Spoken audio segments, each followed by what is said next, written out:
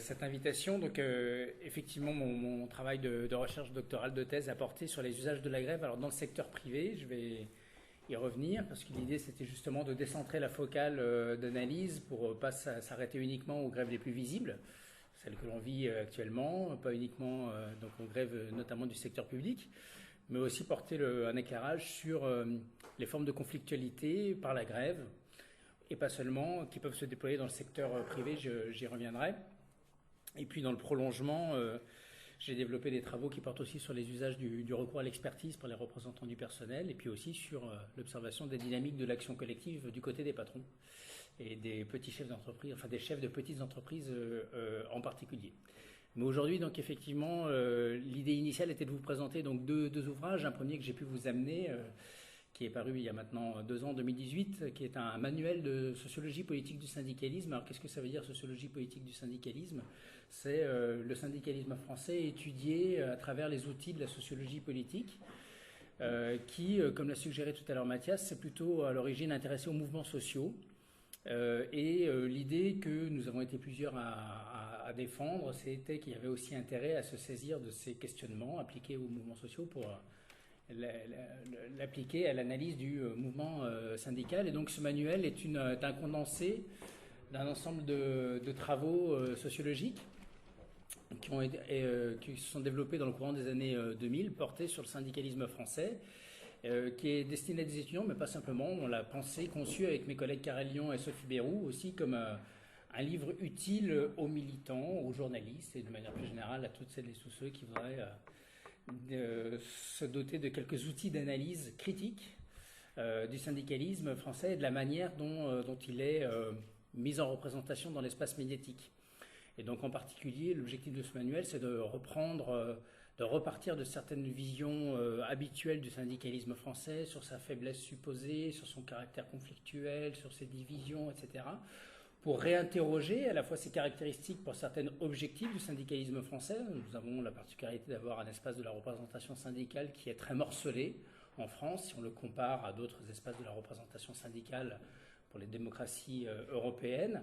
Et dans le même temps, alors qu'on a une offre d'engagement syndical qui est, je dirais, presque pléthorique, on a un taux d'adhésion qui est très faible, le plus faible, on peut dire, de l'Europe occidentale, avec 11%, vous entendez souvent dire 8%, les dernières estimations c'est 11%, mais enfin ça reste très faible, très en deçà des records nordiques des pays scandinaves qui enregistrent 70 à 80% d'adhésion. Alors j'y reviendrai, hein, on ne parle pas de la même chose en même temps, ou même si on voit chez nos voisins belges, au plus proche c'est 50% d'adhésion, donc on ne boxe pas dans la même catégorie. Et dans le même temps, le syndicalisme français est capable de puissantes mobilisations comme on les vit actuellement. Donc c'est un paradoxe. Est-ce à dire pour autant que le syndicalisme français n'est que dans la gréviculture, comme on nous le dit souvent? Voilà un des comment dirais-je, des idées reçues qu'on cherche à déconstruire dans ce manuel, en montrant que, et c'est l'objet du deuxième livre dont je vous parlerai moins parce que je pense qu'il est plus décalé par rapport à l'actualité, qui porte sur le travail syndical. J'aurais bien aimé vous le présenter, mais il va sortir que le 6 février. C'est un ouvrage collectif qui porte sur les différentes pratiques du travail des militants syndicaux. Et l'un des objets de cet ouvrage, c'est de montrer les différentes facettes en fait, du travail militant syndical, et que bien loin de l'image caricaturale qu'on en donne, les militants syndicaux ne font pas que la grève. Ils le font de temps en temps, mais l'essentiel du travail de militant syndical, c'est plus un travail institutionnel, que ce soit de représentation institutionnelle, ou bien un travail de soutien, d'organisation, de recrutement, de formation des adhérents, d'assistance portée aux adhérents, en particulier à travers les unions locales ou dans les syndicats d'entreprise. Alors, plutôt que de développer de manière un peu linéaire ces ouvrages, j'ai plutôt eu envie, en accord avec Mathias, de partir de l'actualité, des questions qui sont posées par la mobilisation en cours, pour essayer de voir comment on peut donner quelques éléments d'éclairage modeste sur les dynamiques de cette mobilisation, sur ses ressorts, sur ses limites. Je précise aussi que la prétention du sociologue et de la sociologie de manière générale n'est pas de prédire l'avenir, et ni non plus de donner des conseils sur ce qu'il faut faire ou qu'il ne faudrait pas faire pour que la mobilisation soit un succès. On se plante en fait à chaque fois qu'on essaie de prédire l'avenir, et on n'est pas du tout armé pour dire ce qu'il faudrait faire. C'est pas l'objet de la sociologie, c'est plutôt d'objectiver un débat, de mettre en évidence des rapports de force, des enjeux de lutte. je vais y venir dans un instant, qui peuvent opposer les différents protagonistes d'un conflit, mais après c'est plus aux acteurs du conflit eux-mêmes à faire des choix éclairés et en fonction de leurs propres enjeux et envies sur les stratégies à adopter, certainement pas aux experts à dire ce qu'il convient de faire. Alors j'ai envie de commencer par d'abord ce que met en évidence cette mobilisation, c'est-à-dire les divisions syndicales.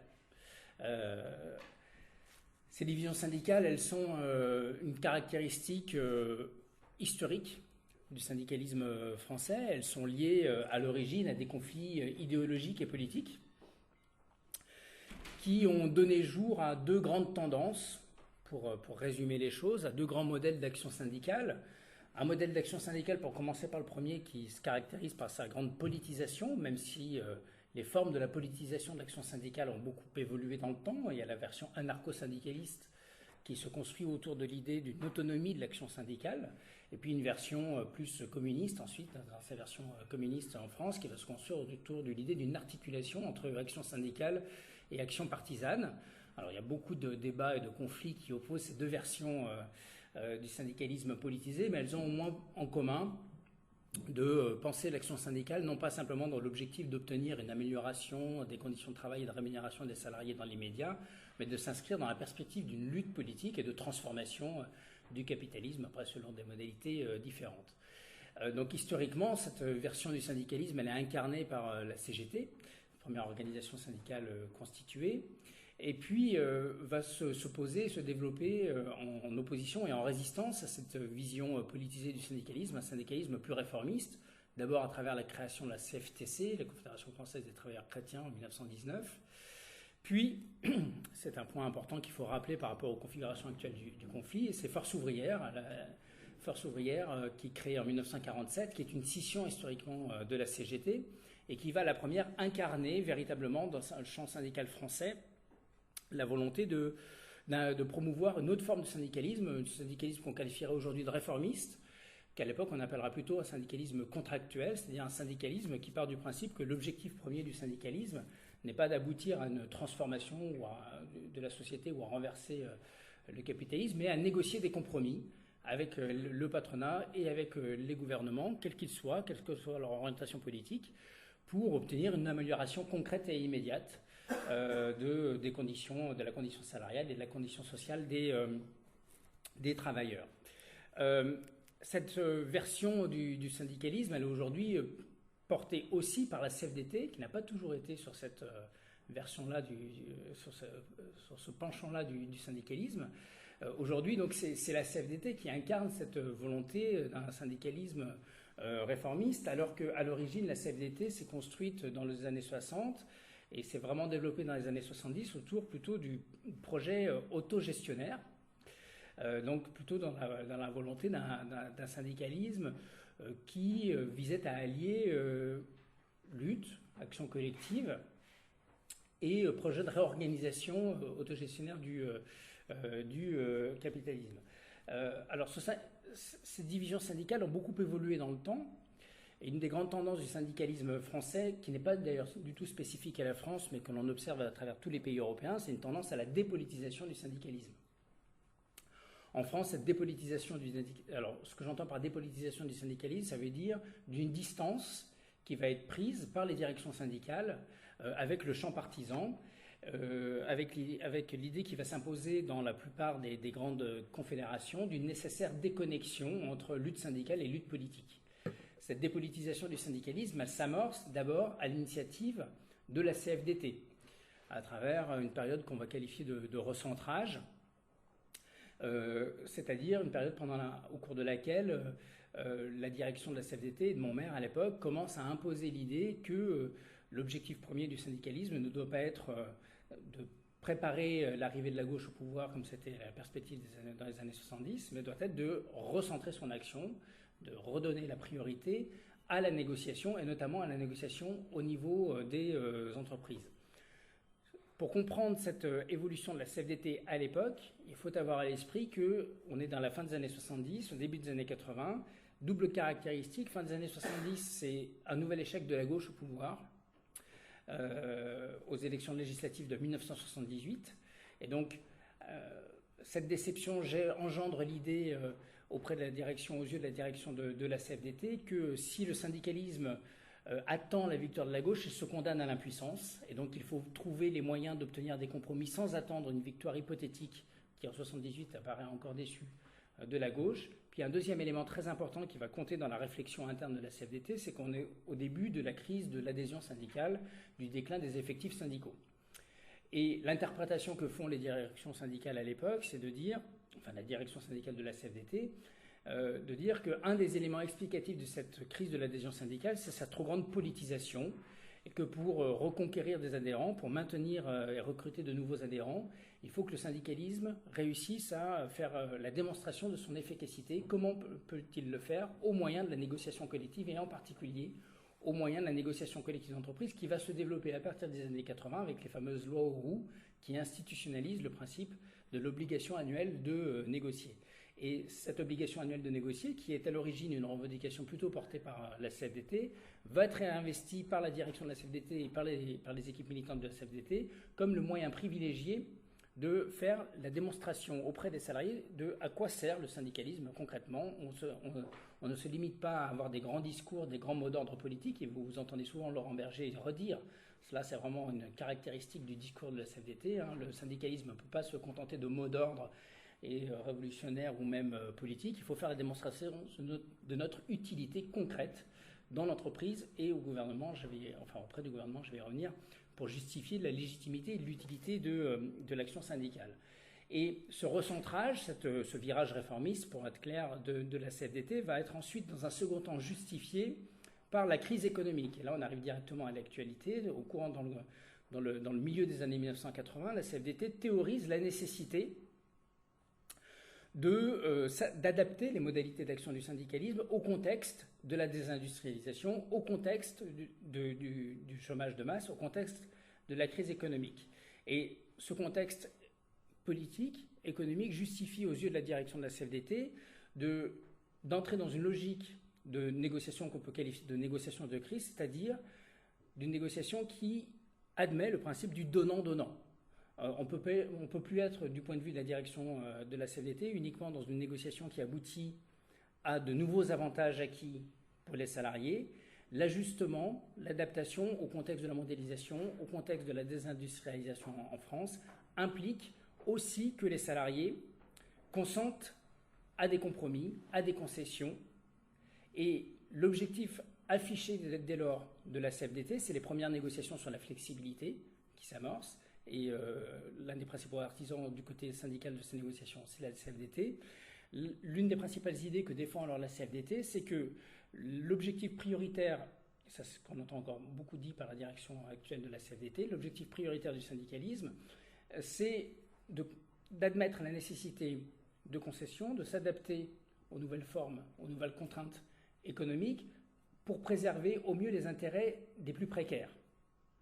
Donc c'est de cette manière que la CFDT, la direction de la CFDT, justifie le soutien qu'elle apporte aux réformes néolibérales du marché du travail, de la protection sociale qui sont engagées depuis les années 90 et avec une accélération très forte dans les années 2000. Si vous vous souvenez déjà de la réforme des retraites de 2003, où la CFDT très rapidement, à l'issue de la première journée d'action interprofessionnelle, ça devait être le 14 mai 2003, conclut un accord avec le gouvernement Fillon à l'époque et se désolidarise des autres organisations syndicales qui étaient alors en conflit. La justification qui est apportée par François Chérec à l'époque, elle est de deux ordres. Elle est de dire qu'il faut nécessairement réformer notre système de protection sociale parce qu'il y a un allongement de la durée de vie qui nécessite qu'il y ait plus de cotisations, donc ça nécessite un allongement de la durée de cotisation. Parce que la direction de la CFDT s'est totalement ralliée à l'idée qu'une hausse de cotisation n'était pas une solution viable pour les entreprises françaises, qu'il fallait concilier défense des intérêts des salariés avec défense de la compétitivité des entreprises. Et puis, deuxième élément de justification apporté par la direction de la CFDT à l'époque, c'est qu'on a obtenu en échange un dispositif, celui des fameuses carrières longues dont on parle beaucoup ces derniers temps, c'est-à-dire la possibilité donnée à celles et ceux qui avaient cotisé les 40 et 41 années d'annuité de partir avant l'âge légal du départ à la retraite. Si on observe le discours actuel de Laurent Berger, on est un peu dans le même ordre de registre de justification. qui est de dire nous sommes face à un système de retraite qui est inéquitable parce qu'il entretient des inégalités entre les salariés les mieux protégés, ceux qui ont les statuts les plus protecteurs, ceux qui travaillent dans les grandes entreprises ou dans la fonction publique, et qui pénalise les salariés les plus précaires. Et donc le soutien apporté, hier encore, sur les ondes de France Inter, Laurent Berger justifiait le soutien apporté à la réforme en cours au nom de la nécessité de mieux protéger, de mieux défendre, de donner de nouveaux droits aux plus précaires. Cette interprétation et cette approche des réformes néolibérales du marché du travail et de la protection sociale, elle est évidemment contestée par d'autres organisations syndicales, au premier rang desquelles la CGT, mais pas simplement. C'est un premier point sur lequel je veux attirer votre attention, c'est que la configuration actuelle de la mobilisation invalide une lecture très dichotomique du paysage syndical qui consiste à opposer d'un côté les syndicats dits contestataires aux syndicats dits réformistes. Il y a deux éléments qui invalident cette idée-là. La première, c'est d'abord que l'on voit que du côté des organisations ouvertement engagées contre la réforme, se trouve la CGT, se trouve Solidaire, mais se trouvent aussi des organisations que spontanément on range plus a priori dans les organisations réformistes, Force ouvrière, FO-CGT, et j'allais dire pire encore ou mieux encore CFE-CGC. Il est difficile de ranger la CFE-CGC parmi les organisations dites contestataires. Pourquoi ? Un des éléments d'hypothèse que je vous soumets, c'est que cette mobilisation, elle est d'abord symptomatique de la manière dont les politiques néolibérales, et particulièrement celles qui sont engagées depuis la victoire d'Emmanuel Macron, mettent en tension tous les syndicalismes, mais y compris le syndicalisme dit habituellement réformiste. Comment se légitime comment se légitime habituellement le syndicalisme réformiste, je l'ai dit précédemment, par le fait qu'il peut se prévaloir de certains compromis, de certaines concessions obtenues auprès du gouvernement ou obtenues auprès des directions d'entreprise. La difficulté sur laquelle bute l'ensemble des organisations syndicales, y compris les plus modérées, y compris les plus réformistes, c'est qu'il est exposé, il est confronté à un gouvernement qui fait peu de cas des syndicats dans leur ensemble. Il suffit de voir le contenu des ordonnances Macron qui ont déjà beaucoup mis en tension, les ordonnances travail qui ont déjà beaucoup mis en tension, provoqué beaucoup de débats à l'intérieur de l'ensemble des organisations syndicales, à travers notamment la mise en place du CSE, le Comité social économique, donc qui consiste à fusionner les 3 IRP, les 3 institutions représentatives du personnel, et qui a pour effet surtout, par ailleurs, de réduire considérablement, surtout dans les grandes entreprises, donc là où les syndicats sont les mieux implantés, de réduire considérablement à la fois le nombre de représentants du personnel et les ressources institutionnelles dont ils disposent en termes d'ordre de délégation en particulier. Concrètement, on comptait 600 000 représentants du personnel en France avant le CSE, on en compte aujourd'hui 200 000 de moins.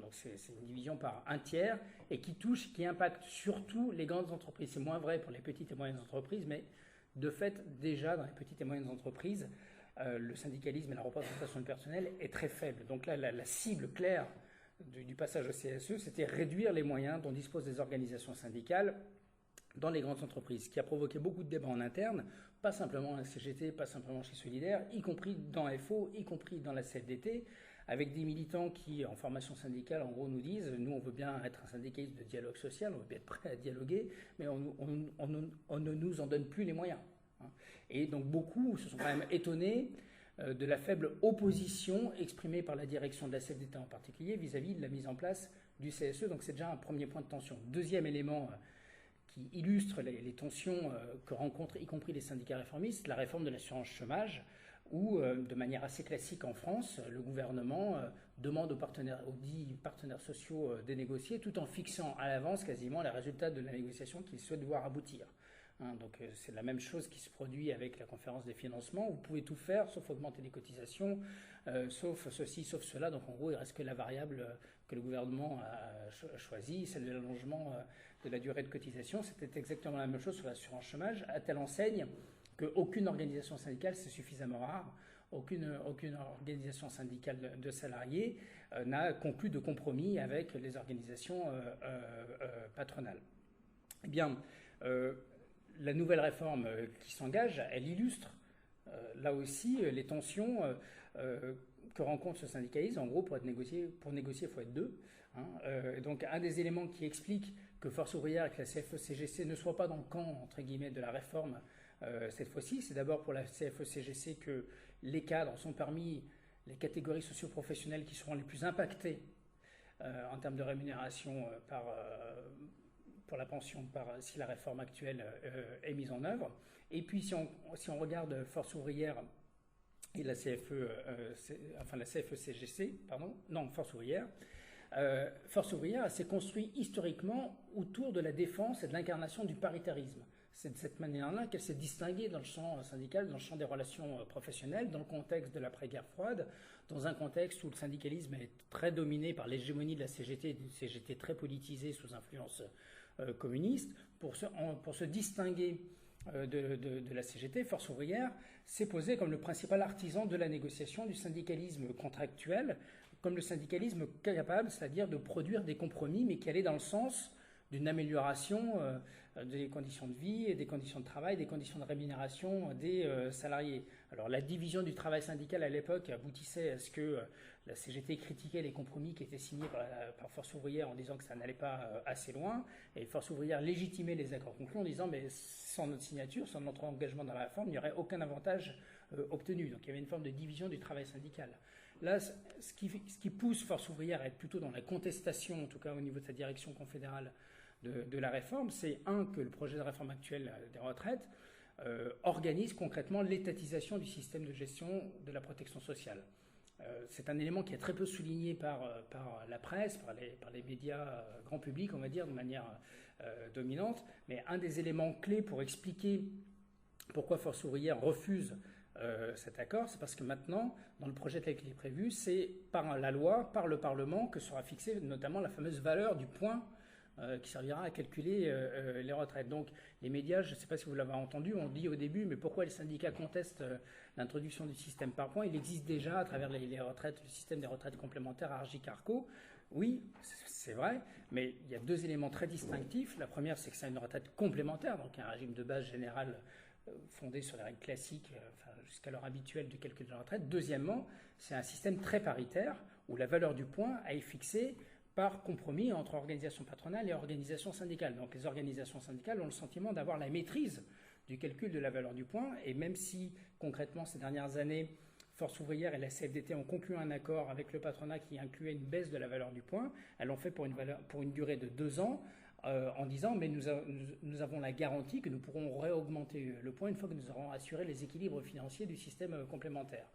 Là, avec le projet gouvernemental, on va beaucoup plus loin, on va dans un dessaisissement de l'ensemble des organisations syndicales, avec un modèle de gestion qui est à l'image de la manière dont se négocie actuellement le projet, c'est-à-dire on vous laisse négocier, mais l'objectif c'est celui-là. Donc soit vous y arrivez par le moyen de la négociation, soit le gouvernement, comme on dit, prend ses responsabilités, c'est-à-dire légifère tout seul et fixera lui-même le montant du point. Donc ça, c'est une première ligne rouge très claire à l'intérieur de Force ouvrière, parce que ça la met complètement en porte-à-faux avec la volonté d'incarner un syndicalisme contractuel qui se construit et se légitime par son action dans le système paritaire. Deuxième point important, Force ouvrière a des bastions dans le secteur public. Donc il est très compliqué pour la direction de Force ouvrière de laisser passer un projet qui, tout le monde l'a vu, tout le monde l'a dit, met directement en cause l'ensemble des retraites, les retraites de l'ensemble des salariés, mais particulièrement les fonctionnaires pour toutes les raisons qui ont été dites.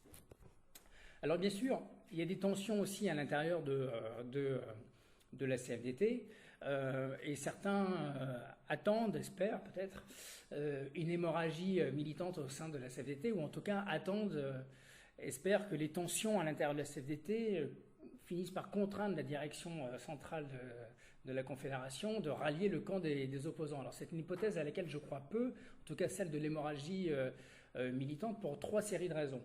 La première, c'est que la CFDT a connu des départs massifs pour des raisons de désaccord politique avec la ligne de la centrale par le passé, en particulier, puisqu'on fait beaucoup de parallèles avec 95, ça a été vrai en 1995. 1995, la direction centrale, Nicole Notat en était la porte-parole, avait soutenu les réformes engagées par le plan Juppé, et la Fédération des cheminots de la CFDT de l'époque, elle, s'était désolidarisée de sa confédération. Ça avait abouti à un départ.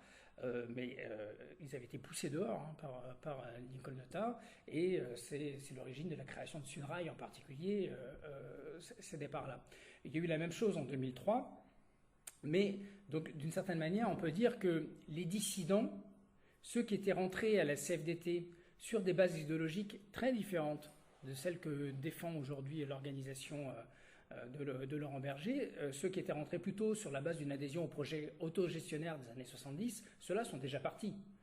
Soit ils ne sont plus en vie d'abord, et puis deuxièmement, pour ceux qui restent, ils sont déjà partis. On les retrouve beaucoup aujourd'hui chez Solidaire, et pour partie à la CGT, pour celles et ceux en particulier qui ont claqué la porte de la CFDT en 2003.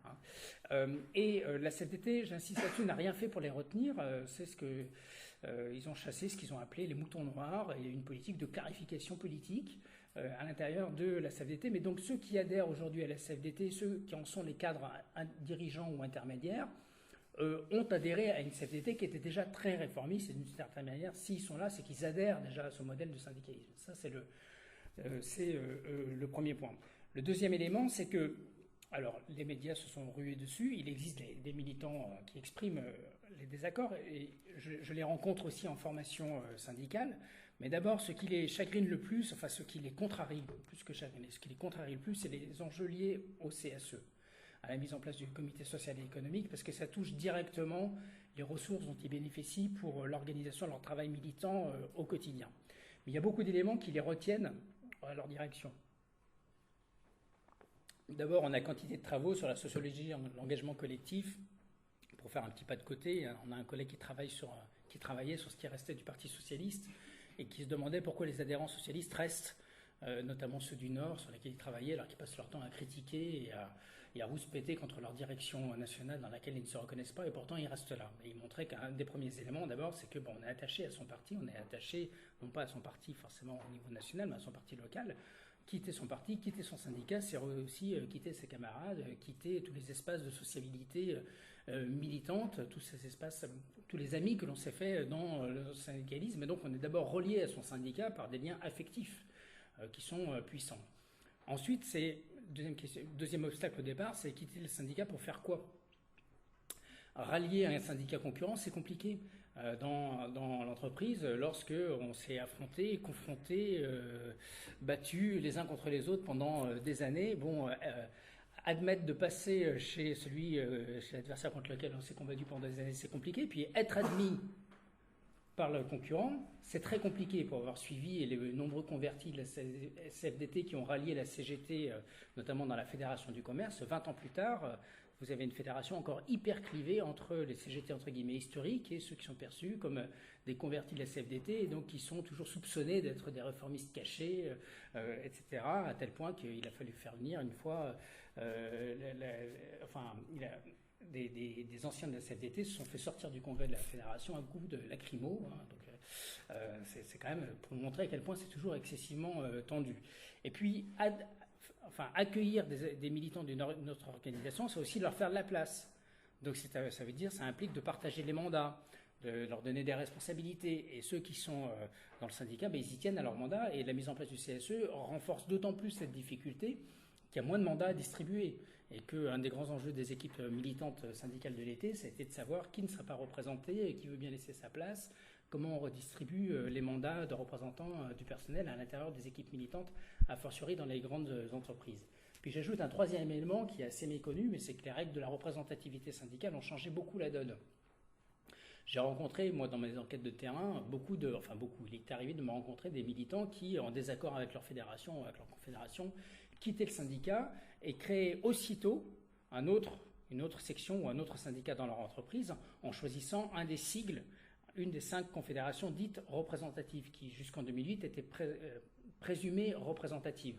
Donc concrètement, j'ai rencontré, en plus des transferts a priori improbables, la militante de Force ouvrière, donc qui historiquement s'est construit autour de l'adhésion au principe de la laïcité, qui était désavoué par sa fédération parce qu'il était engagé dans un conflit et qui du coup créait son syndicat CFTC. Donc a priori improbable, mais la CFTC se frottait les mains parce que c'était l'occasion rêvée de créer une nouvelle base syndicale dans une entreprise dont elle était absente.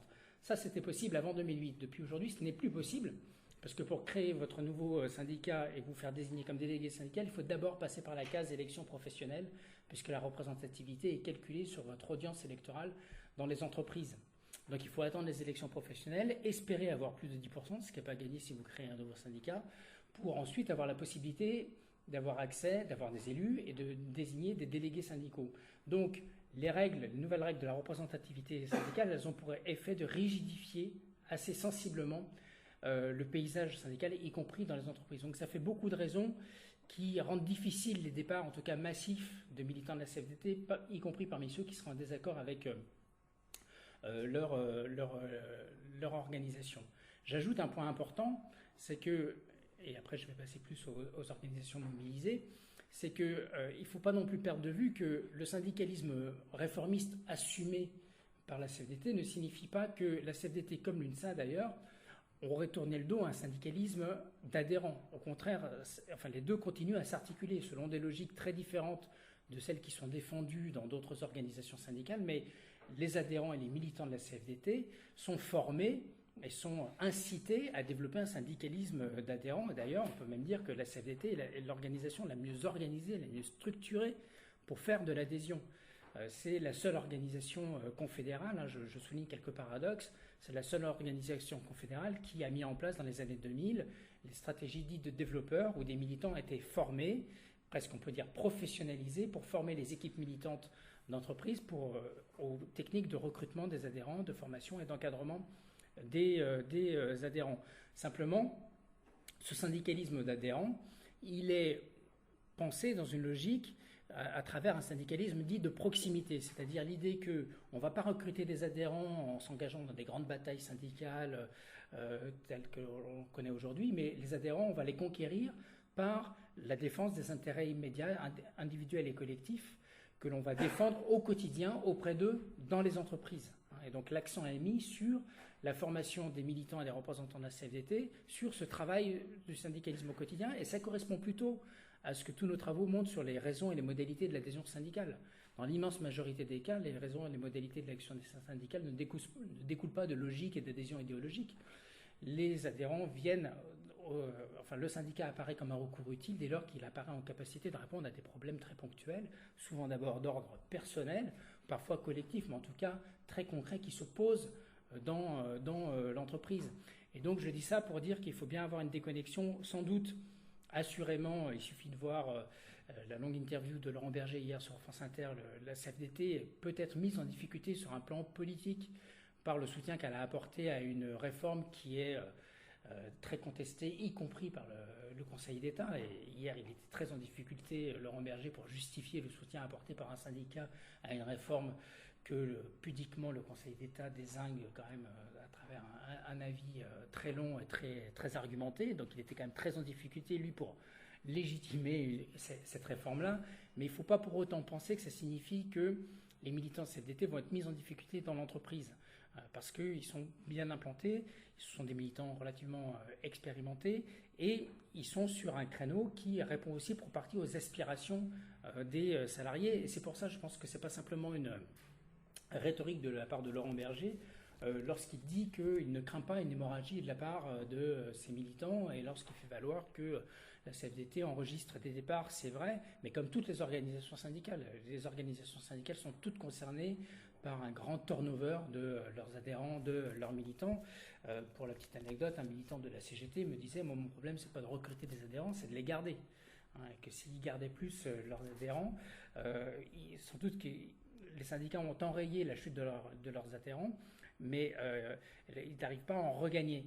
Non pas parce qu'ils ne font pas de nouveaux adhérents, mais parce qu'au moment même où ils font de nouveaux adhérents, ils perdent beaucoup d'adhérents. Pourquoi ? Parce que vous avez beaucoup de syndiqués qui entretiennent une relation très distante, une relation assez utilitariste à l'organisation syndicale, et donc qui ont un lien très fragile à l'organisation syndicale. Et donc je pense que c'est un point à avoir bien à l'esprit actuellement, c'est que les départs des syndicats souvent se font de manière individuelle et dans le silence. C'est très rare, les départs massifs, et pour des raisons politiques, c'est arrivé, mais c'est très rare. Alors du côté des autres organisations, ce qui me semble peut-être paradoxal à souligner pour moi, mais c'est que les mobilisations actuelles, elles font la démonstration à la fois de la capacité de mobilisation que conservent certaines organisations syndicales, au premier rang desquelles la CGT, et également la FSU pour ce qui concerne le corps enseignant, mais la mobilisation, elle atteste aussi des limites de leur capacité d'abord de mobilisation. D'abord parce qu'on en revient sur un schéma de mobilisation assez classique, où la mobilisation apparaît d'abord essentiellement portée par les salariés et les militants des secteurs publics. La participation et la mobilisation des salariés et des représentants des salariés du secteur privé est objectivement beaucoup plus faible, que ce soit par les grèves dans lesquelles ils s'engagent, à l'exception de la pétrochimie peut-être, mais sans doute qu'on surestime le degré de mobilisation des salariés de la pétrochimie, mais c'est aussi très visible par les limites de leur participation aux manifestations interprofessionnelles, que ce soit celles qui se déroulent en semaine, mais aussi celle qui a été tentée un samedi.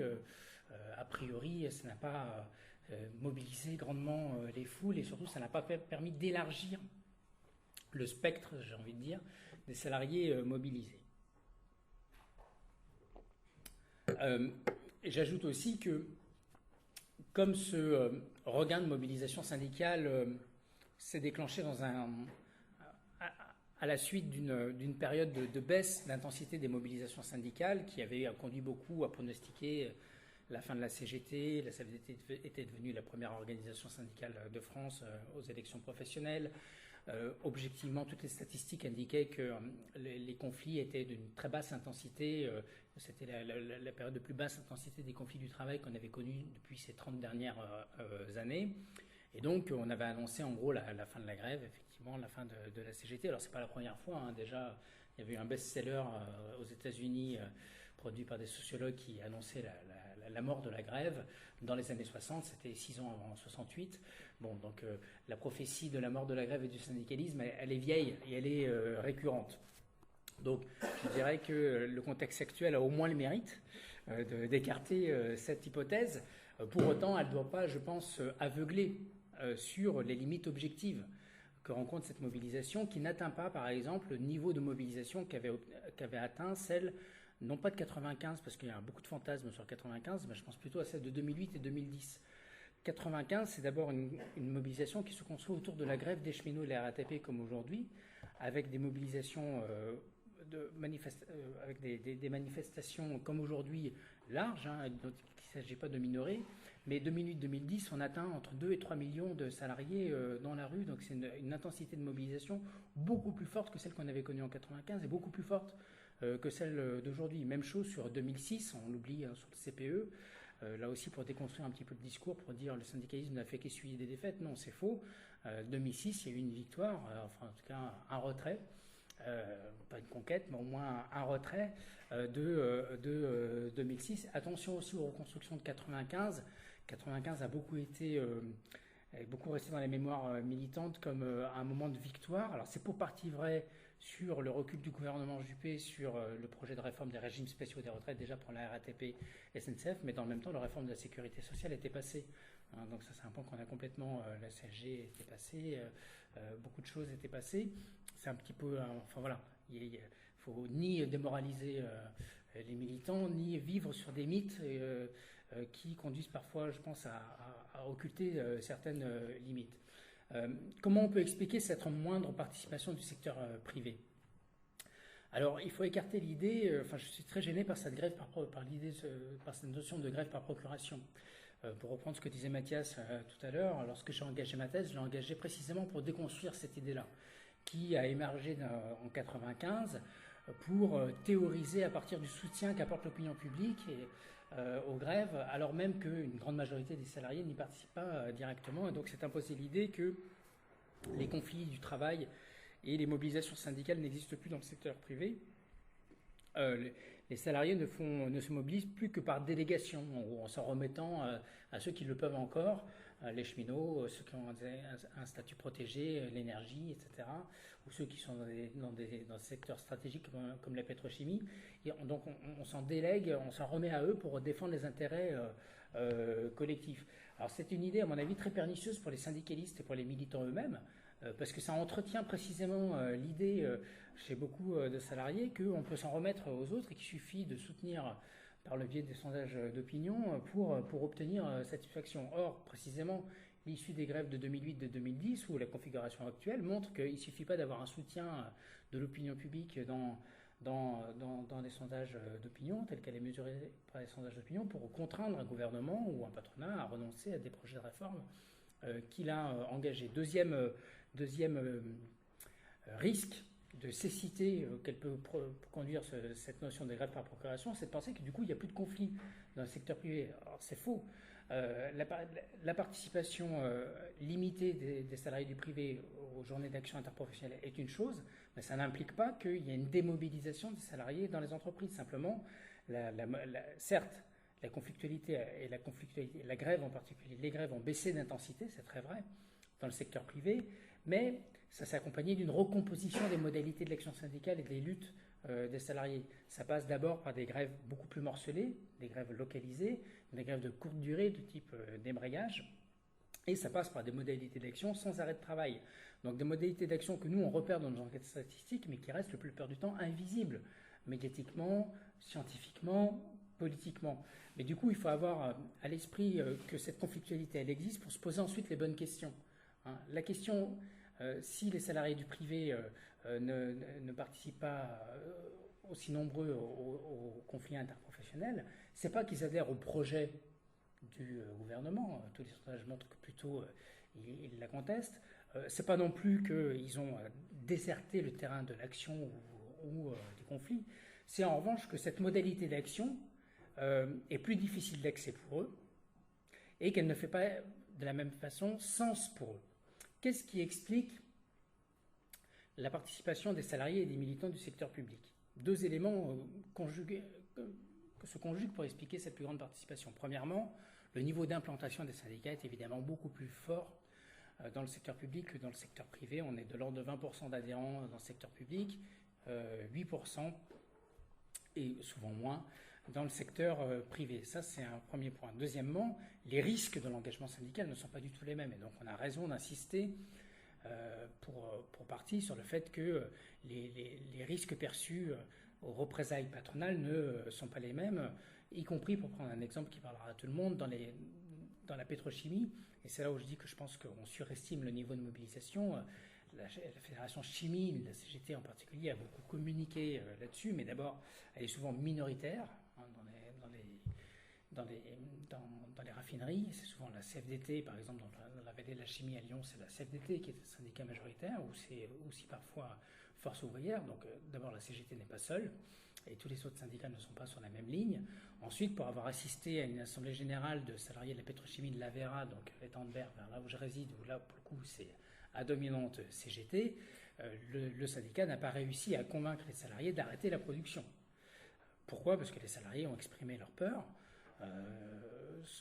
de voir la menace prononcée par la direction d'être mise à exécution. C'est-à-dire la direction a clairement fait comprendre, si vous mettez en arrêt la production, ce qui est très coûteux pour la direction, ce qui implique beaucoup de temps pour relancer, donc c'est vraiment très pénalisant, cette raffinerie sera fermée dans le prochain plan de restructuration. Nous n'avons pas besoin de vous. Nous n'avons pas besoin de vous. C'est une activité qu'on peut parfaitement délocaliser.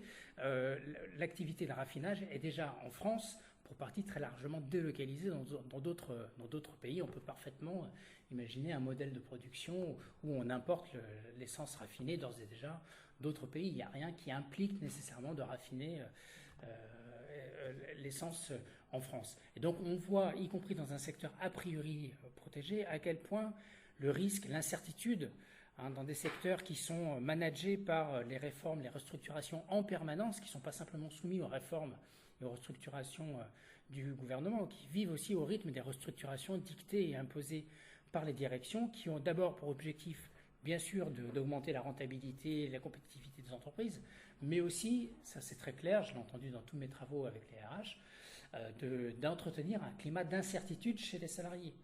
Dans ces entreprises qui sont des bastions syndicaux, les restructurations, elles ont d'abord pour objectif de faire comprendre, si je puis dire, aux salariés que le temps où on se sentait à l'abri de la délocalisation à l'abri des réformes et de la course à la compétitivité était révolue. Et donc on entretient un climat d'incertitude qui produit des effets, qui produit d'autant plus d'effets sur des salariés qui n'ont connu que cela, puisque les anciennes générations sont parties à la retraite, les nouvelles générations n'ont connu que des politiques de restructuration en permanence, et donc elles n'ont pas le sentiment de perdre un acquis ou de perdre des avantages. Pour elles, l'incertitude fait partie du quotidien, fait partie de l'horizon quotidien du travail. Donc il y a ce premier point à ne pas sous-estimer. Mais il n'est pas seul. S'il n'y avait que ça, je dirais, ça serait relativement simple. Deuxième point important, c'est que pour les salariés et les militants du secteur public, la mobilisation contre les retraites, là actuellement, s'articule aussi à des mobilisations autour de revendications plus catégorielles, plus professionnelles, et c'est pas un gros mot de ma part de le dire, et on l'observait déjà en 2003, si vous vous en souvenez, les enseignants déjà en 2003 sur la réforme contre les retraites avaient été un des fers de lance de la mobilisation, mais ils étaient d'abord mobilisés avant d'être mobilisés contre les retraites, contre un projet de décentralisation d'une partie du personnel technique des lycées qui était contesté parce que vu comme un premier pas de remise en cause du statut de fonctionnaire de l'ensemble des personnels de l'éducation nationale. 1995, c'est pareil, hein, les cheminots et les agents de la RATP n'entrent pas en mobilisation uniquement pour protester contre le projet de loi Juppé, mais aussi pour défendre leurs intérêts professionnels, ce qui est évidemment tout à fait légitime venant de leur part. Et bien là, qu'est-ce que l'on voit? Ce que l'on observe, c'est que la mobilisation qui s'amorce et qui se développe dans l'éducation nationale s'articule aussi à une contestation de la réforme de l'enseignement dans le lycée en particulier, la réforme du bac. Et puis, puisque nous sommes plusieurs enseignants-chercheurs en grève demain, aussi, nous ne sommes pas en grève uniquement, même si c'est un sujet qui me tient à cœur, contre le projet des retraites, nous sommes aussi en grève contre le projet de réforme de l'enseignement supérieur qui va produire, je ne vais pas rentrer dans les détails, mais beaucoup de dégâts de notre point de vue sur nos conditions de travail, de rémunération et sur la qualité de l'enseignement que nous pourrons donner à nos enseignants. Donc il y a une conjonction de mobiles professionnels et interprofessionnels. Là où ce qui domine dans le secteur privé, c'est plutôt une déconnexion.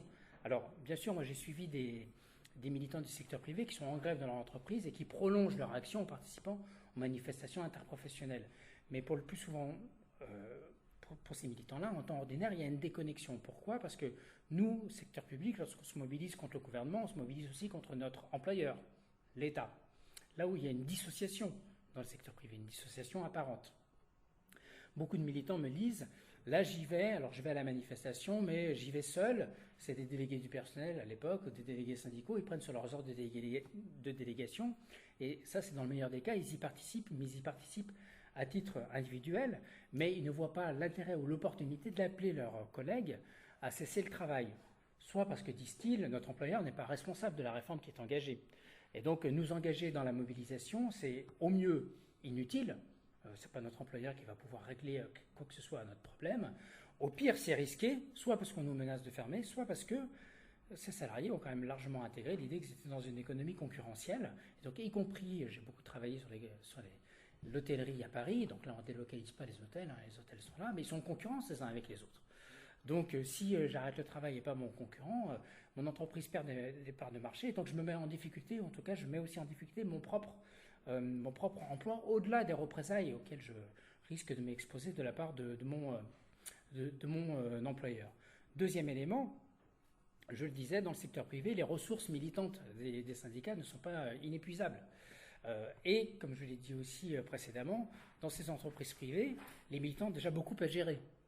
Beaucoup à gérer en termes de restructuration, beaucoup à gérer sur les négociations salariales, dans un contexte où la ressource se raréfie, à la fois en termes de militants, et à la fois en termes de ressources institutionnelles. Donc, ce que beaucoup disent, c'est j'arbitre.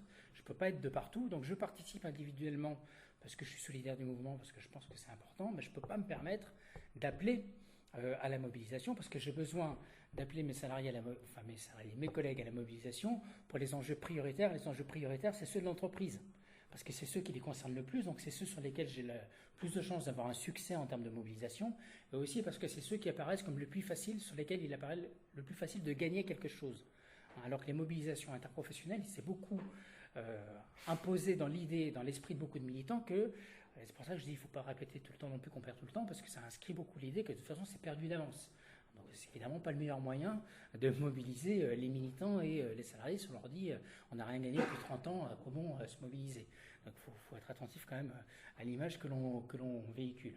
Puis il y a un troisième élément, là je vous cite dans le meilleur des cas, des militants intéressés. Il y a beaucoup de militants, je parle bien de militants et d'adhérents syndicaux, qui ne sont pas du tout mobilisés par la mobilisation actuelle. Dans les débats médiatiques, on dit beaucoup les syndicats sont débordés par leur base.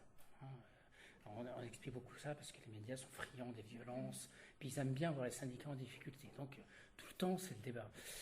Je referai la réponse qu'a fait Laurent Brun, le secrétaire des cheminots de la CGT, dans une longue interview très intéressante que je vous conseille vivement d'écouter aux médias. Il dit, mais ça dépend de quelle base on parle.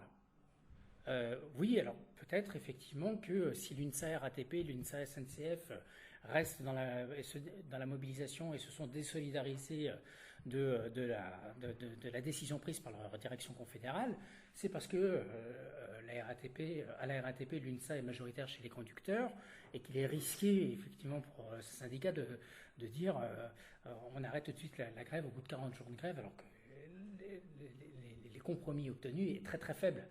Donc effectivement, c'est risqué.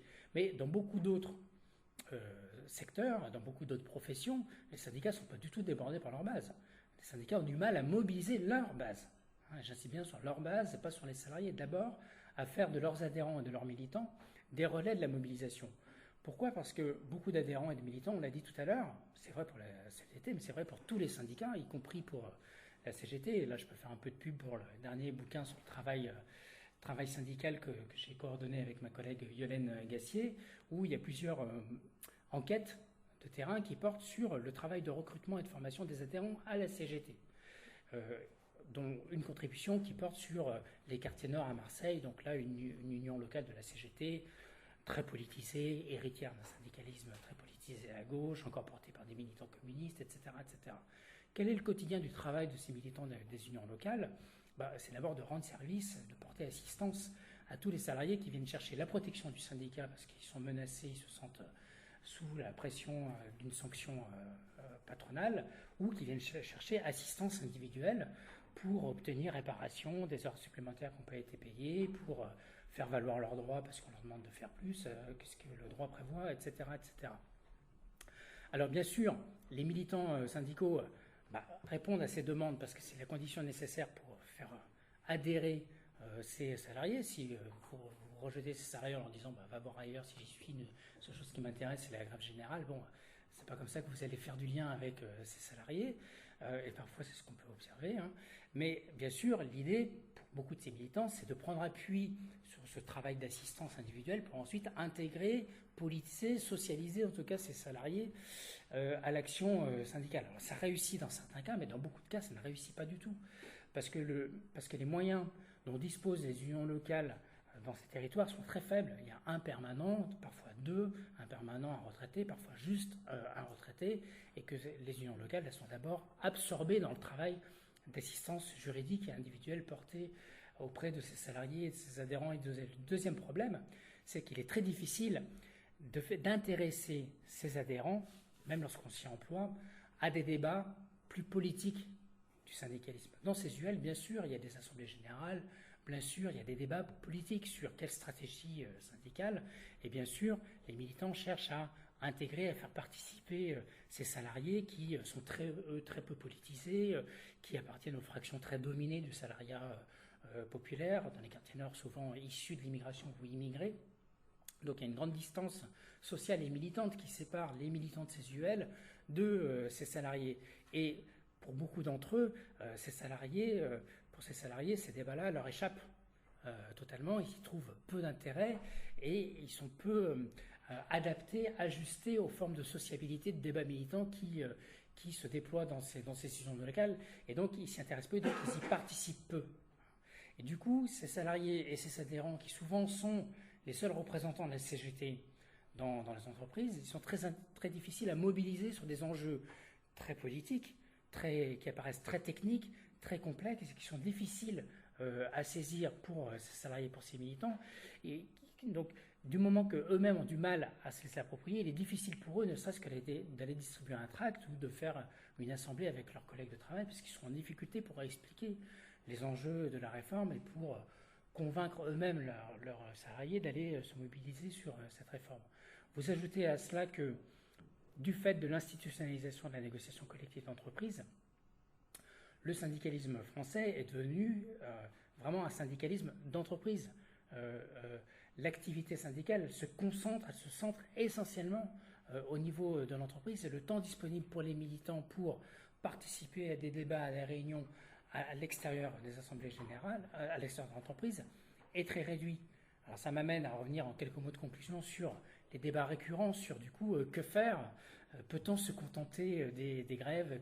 Que faire à la place des manifestations et des formes de grève habituelles? Donc je suis le premier à le dire, je l'ai développé dans une interview auprès de l'Humanité, à dire que si le syndicalisme se limite à des formes de mobilisation qui passent uniquement par la grève interprofessionnelle et encore plus à la grève reconductible, et même à des formes de manifestation type centre-ville, telles que le syndicalisme est habitué de les développer, il se coupe de toute une partie du salariat pour lesquels cette forme, la grève, est soit inaccessible, soit des formes d'action qui ne font pas sens ou qui ne rentrent pas dans les routines et dans les habitudes qu'ont ces salariés. J'imagine que j'ai beaucoup de manifestants auprès de moi, face à moi. Si vous questionnez vos propres pratiques, vos propres habitudes de manifestation, pourquoi on y va? Pas simplement parce qu'on est convaincu qu'il faut y aller. Si c'était que ça, il y aurait 80% de salariés aujourd'hui dans la rue, si c'était juste une raison idéologique. C'est aussi parce qu'on y va en groupe. On y va parce qu'on y va, on va retrouver nos amis, on y va en famille, on y va avec les copains parce que c'est un moment festif, c'est un moment qui est ajusté à nos goûts sociaux, à nos manières d'être, à nos manières. On prend du plaisir malgré tout, on prend aussi et beaucoup, et surtout du plaisir à manifester. Hier, une journaliste de l'AFP me demandait mais quand ça se fait que les manifestants sont encore en train de... C'était paradoxal pour elle que nous soyons encore dans la rue au bout d'un mois, mais le gouvernement ne va pas lâcher, pourquoi ils y sont? En plus, ils ont l'air contents d'y être.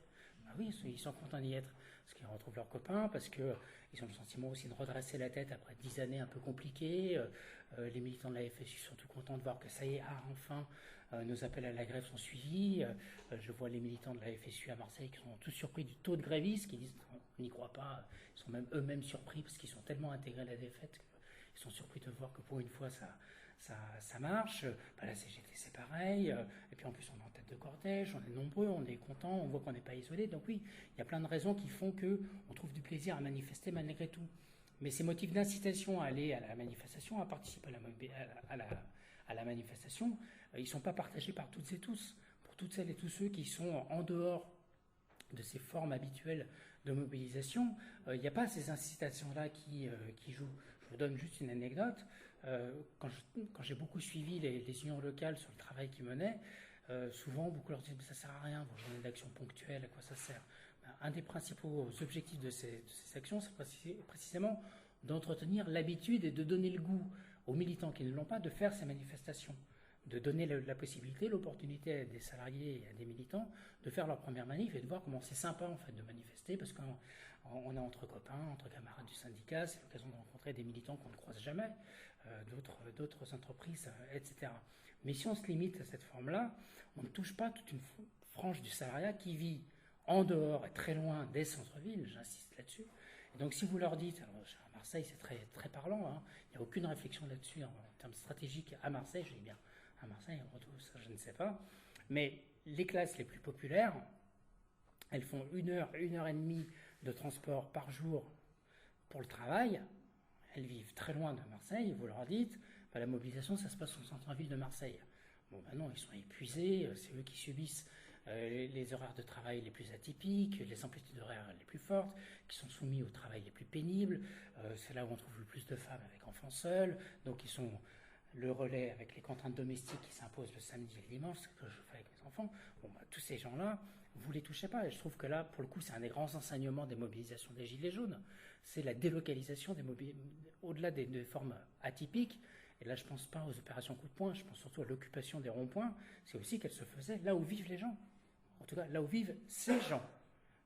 Et des formes de mobilisation qui rendaient possible, sans doute, la conciliation des contraintes de la mobilisation, il faut se déplacer, il faut arbitrer, avec d'autres contraintes familiales, et puis des formes de mobilisation qui ne s'inscrivaient sans doute pas autant que les formes de manifestation aujourd'hui, dans des formes de sociabilité militante déjà très rodées, qui sont très intégrantes pour les militants, mais très excluantes pour ceux qui ne participent pas de cet entre-soi militant. Et je dis ça sans attaque, sans rien, je participe moi aussi à cet entre-soi militant.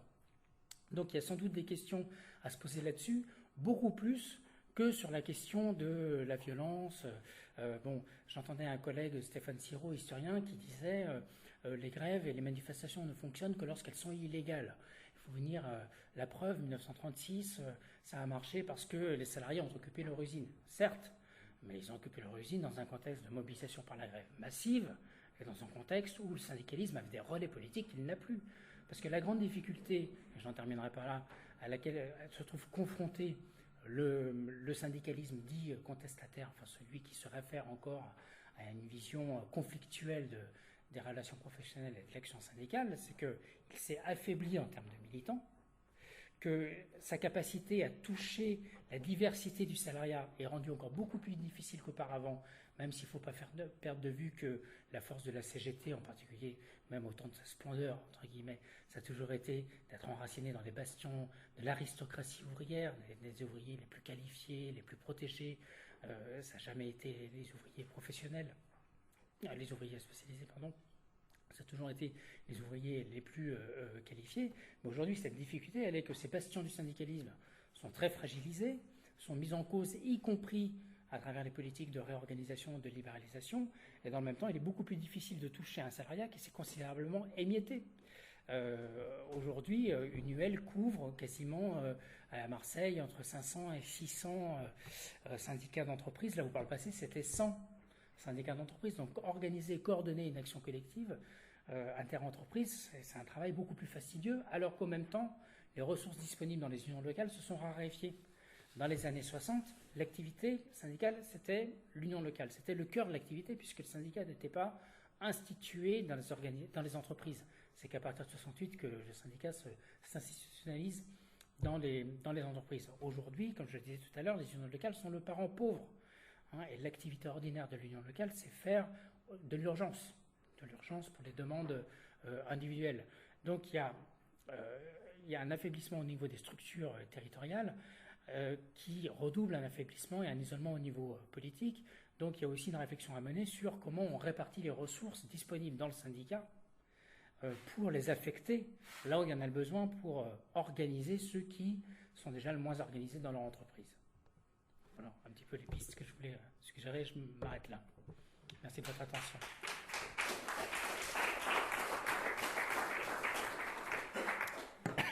Merci beaucoup Baptiste pour la richesse de cette présentation. Je suppose que vous allez avoir des questions, voire des contradictions d'ailleurs. Je l'espère. À lui opposer. Il y a un micro qui peut circuler si vous le voulez. N'hésitez pas à poser des questions. Il n'y en a pas de mauvaises ni de bonnes. Surtout pas de mauvaises.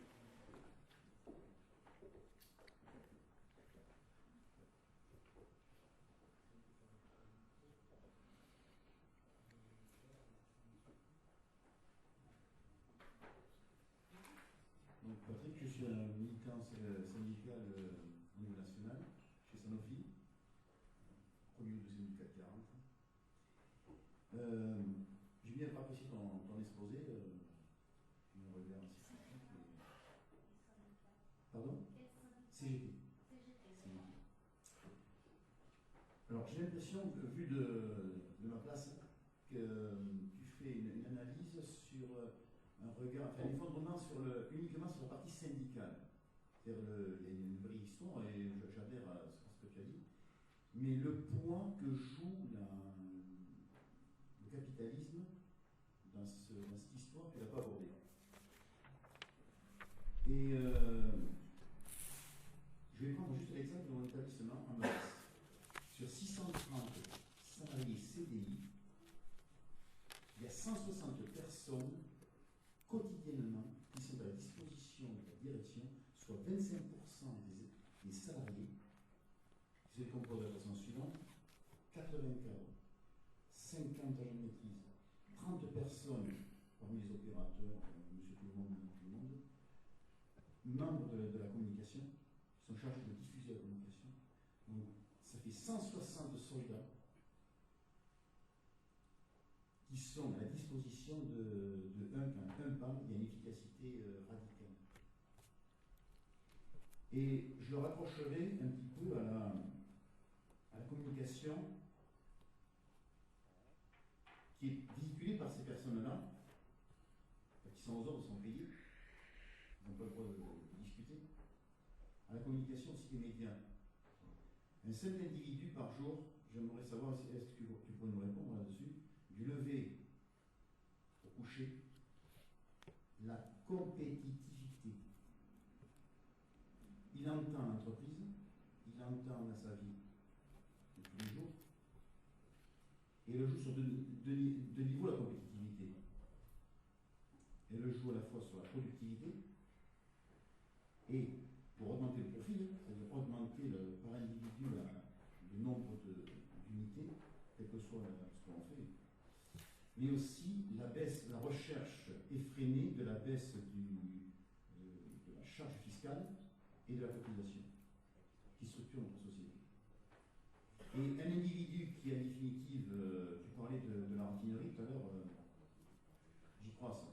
C'est-à-dire la peur en même temps, on est sur un secteur porteur, on peut se sentir fort, mais c'est vrai qu'à force, même on peut avoir les meilleurs arguments, y compris pour la retraite, on peut avoir peur, ça c'est sûr. Et ce poids qui est investi dans la communication, dans la peur, c'est pas simplement pour véhiculer que par les simples RH. Et par exemple, il y a une disposition qui aujourd'hui est une arme fatale. C'est même l'entreprise maintenant qui est chargée de reclasser les personnes qui sont en difficulté, on va dire, en pression physique ou pathologique, c'est le médecin. L'employeur, il n'a plus de... Il suffit que le médecin,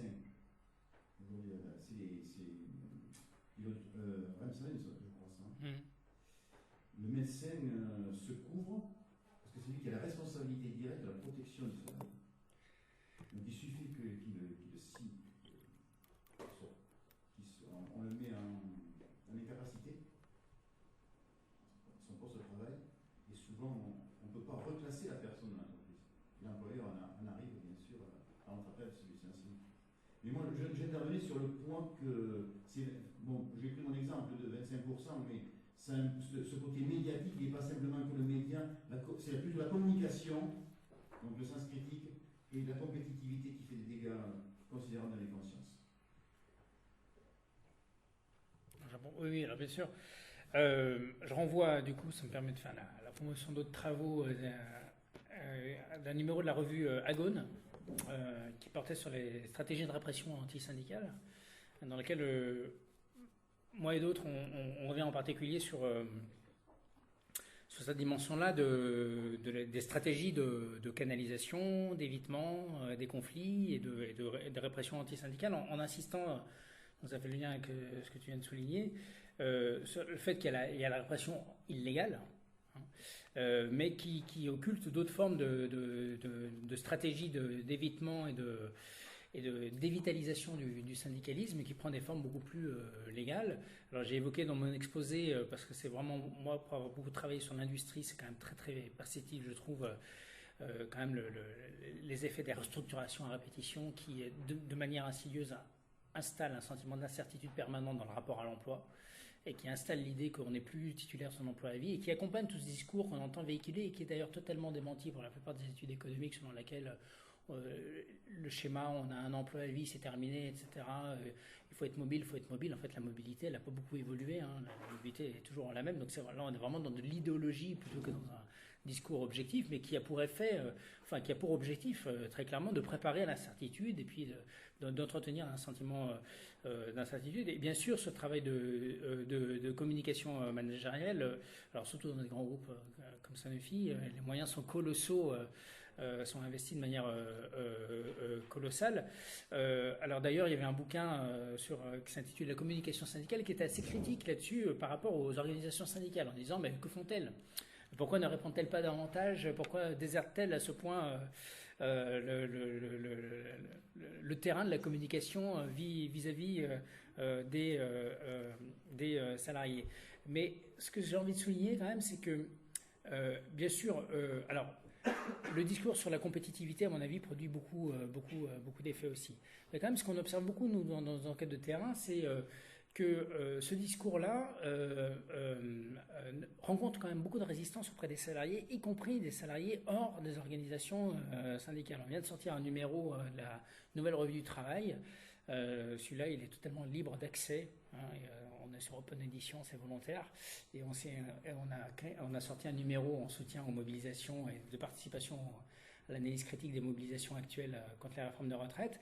Et il se trouve que le numéro qu'on a sorti en novembre s'intitule « Les conflictualités ordinaires au travail », où on a rassemblé un ensemble d'articles de jeunes docteurs, de jeunes thésards, qui portent sur les conflits hors conflits syndicaux.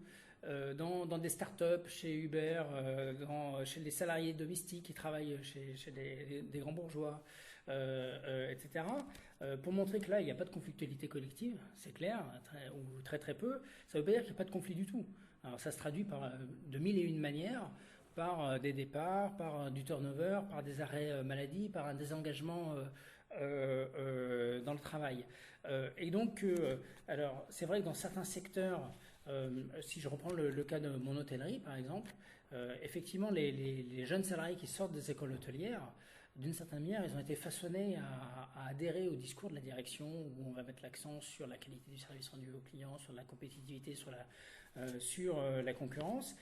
Mais auprès des salariés subalternes, les femmes de ménage, les équipiers des cuisines, etc., qui sont pour la plupart du temps des salariés immigrés, eux, ils sont très très critiques par rapport au discours de la direction et sont parfaitement, vois ce que tu vois, c'est-à-dire elle fait plein de bénéfices, elle fait plein de profits, et qu'est-ce qu'elle vient nous dire qu'on est fragile, etc., etc. Et pour autant, ces salariés ne passent pas à l'action collective la plupart du temps. Ils ne passent pas à la grève. Parce que ce que montrent toutes les enquêtes sociologiques qu'on porte là-dessus, c'est qu'il ne suffit pas d'adhérer aux revendications qui sont portées, il faut aussi percevoir l'utilité et l'efficacité de l'action collective.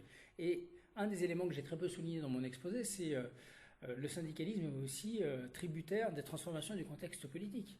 Un des éléments qui rend difficile la mobilisation syndicale, ou en tout cas l'élargissement de la mobilisation syndicale, c'est qu'il y a peu d'alternatives qui apparaissent crédibles aux réformes actuelles qui sont engagées. Alors même si cette fois-ci le Parti socialiste, pour ce qu'il en reste, s'est rallié à l'opposition à la réforme, d'abord il est très affaibli aujourd'hui, l'opposition de manière générale dans toutes ses composantes est très faible, et surtout elle a un discours qui est porté uniquement sur le rejet de la réforme. On entend très peu émerger de projets de réforme alternatifs. Ils disent on a des réformes alternatives, mais par exemple c'est peut-être un manque en termes de communication syndicale. Je me permets peut-être juste de dire ça.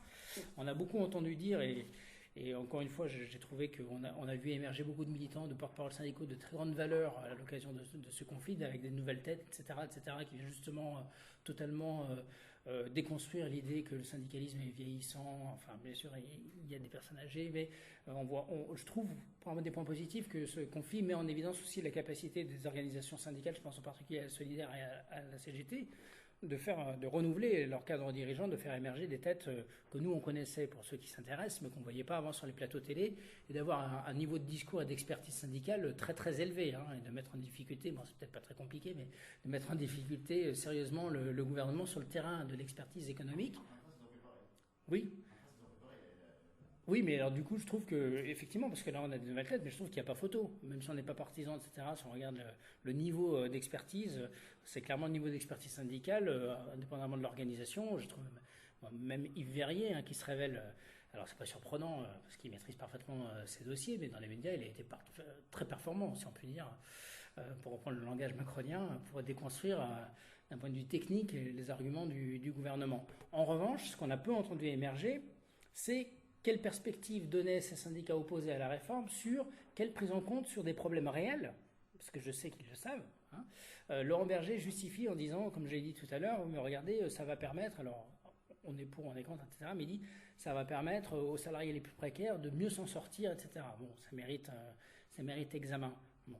Mais que disent les autres organisations syndicales? Je trouve que ça a un peu manqué. Je ne dis pas que ça aurait tout changé, mais je trouve que dans cette séquence de conflits, les solutions alternatives pour réformer le système sans en faire table rase, mais pour l'améliorer, pour mieux prendre en compte celles et ceux qui échappent pour lesquels le système est moins protecteur et moins ressorti peut-être en termes de communication syndicale, c'est peut-être un point important sur lequel il aurait été possible d'insister. Mais bon, ça n'aurait pas changé au fait que je pense que c'est un changement colossal par rapport aux années 70. C'est surtout qu'il n'y a pas d'alternative politique qui est posée derrière. Et donc ça ne donne pas la perspective qu'un autre système est possible ou que ce même système est réformable, etc. Quelqu'un d'autre? Une dame peut-être aurait envie de prendre la parole? Allez, on va faire une alternance.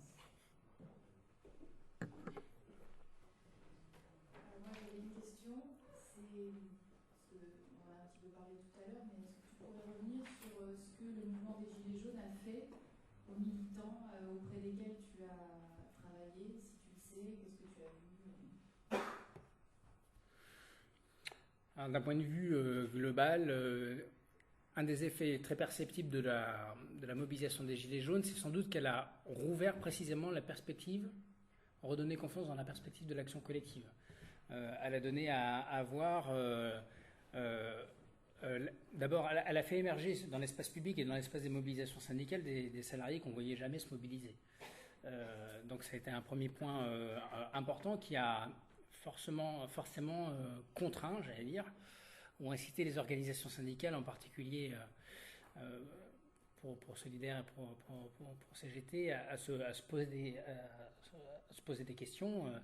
Ça ne va pas de soi l'alliance pour plein de raisons sur lesquelles on pourrait revenir. Mais ça a eu au moins cette dynamique-là.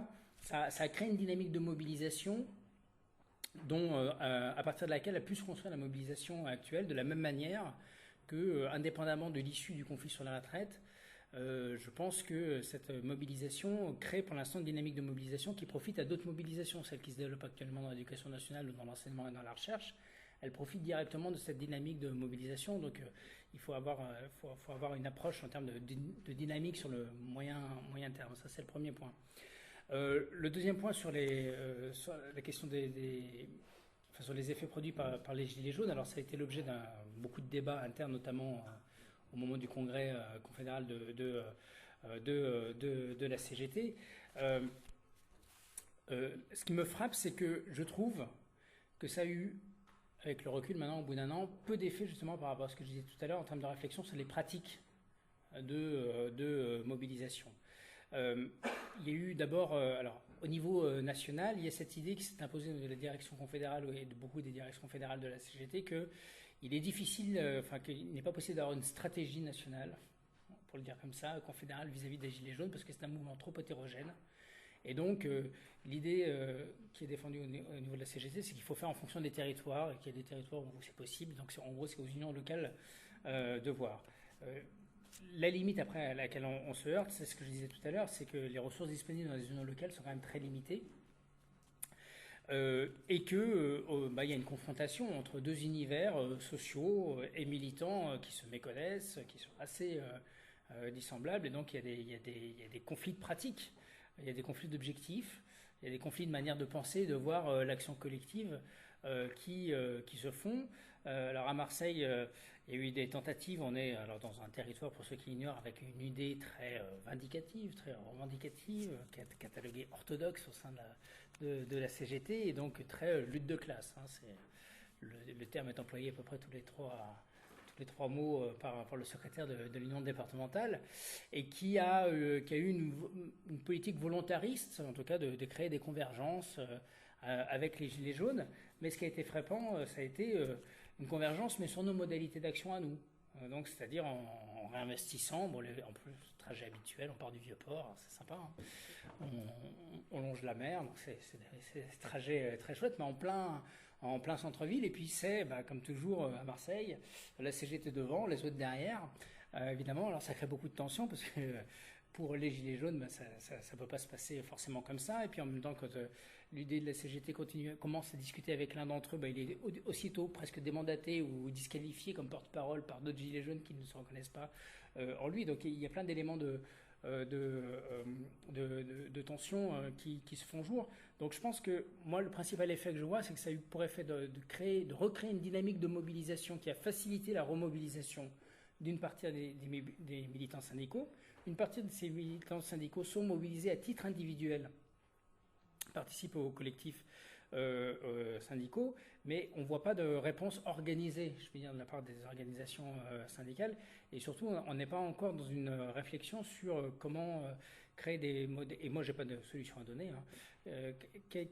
Comment adapter les pratiques de mobilisation pour rendre possible la convergence. Ce qui est certain, c'est juste que, par rapport à tout ce que j'ai dit précédemment, c'est que cette convergence, ça ne peut pas se construire uniquement à partir des modalités classiques de l'action syndicale. Je ne dis pas qu'il ne faut pas faire de manifestation, etc., mais il faut sortir du schéma rituel de la manifestation au centre-ville.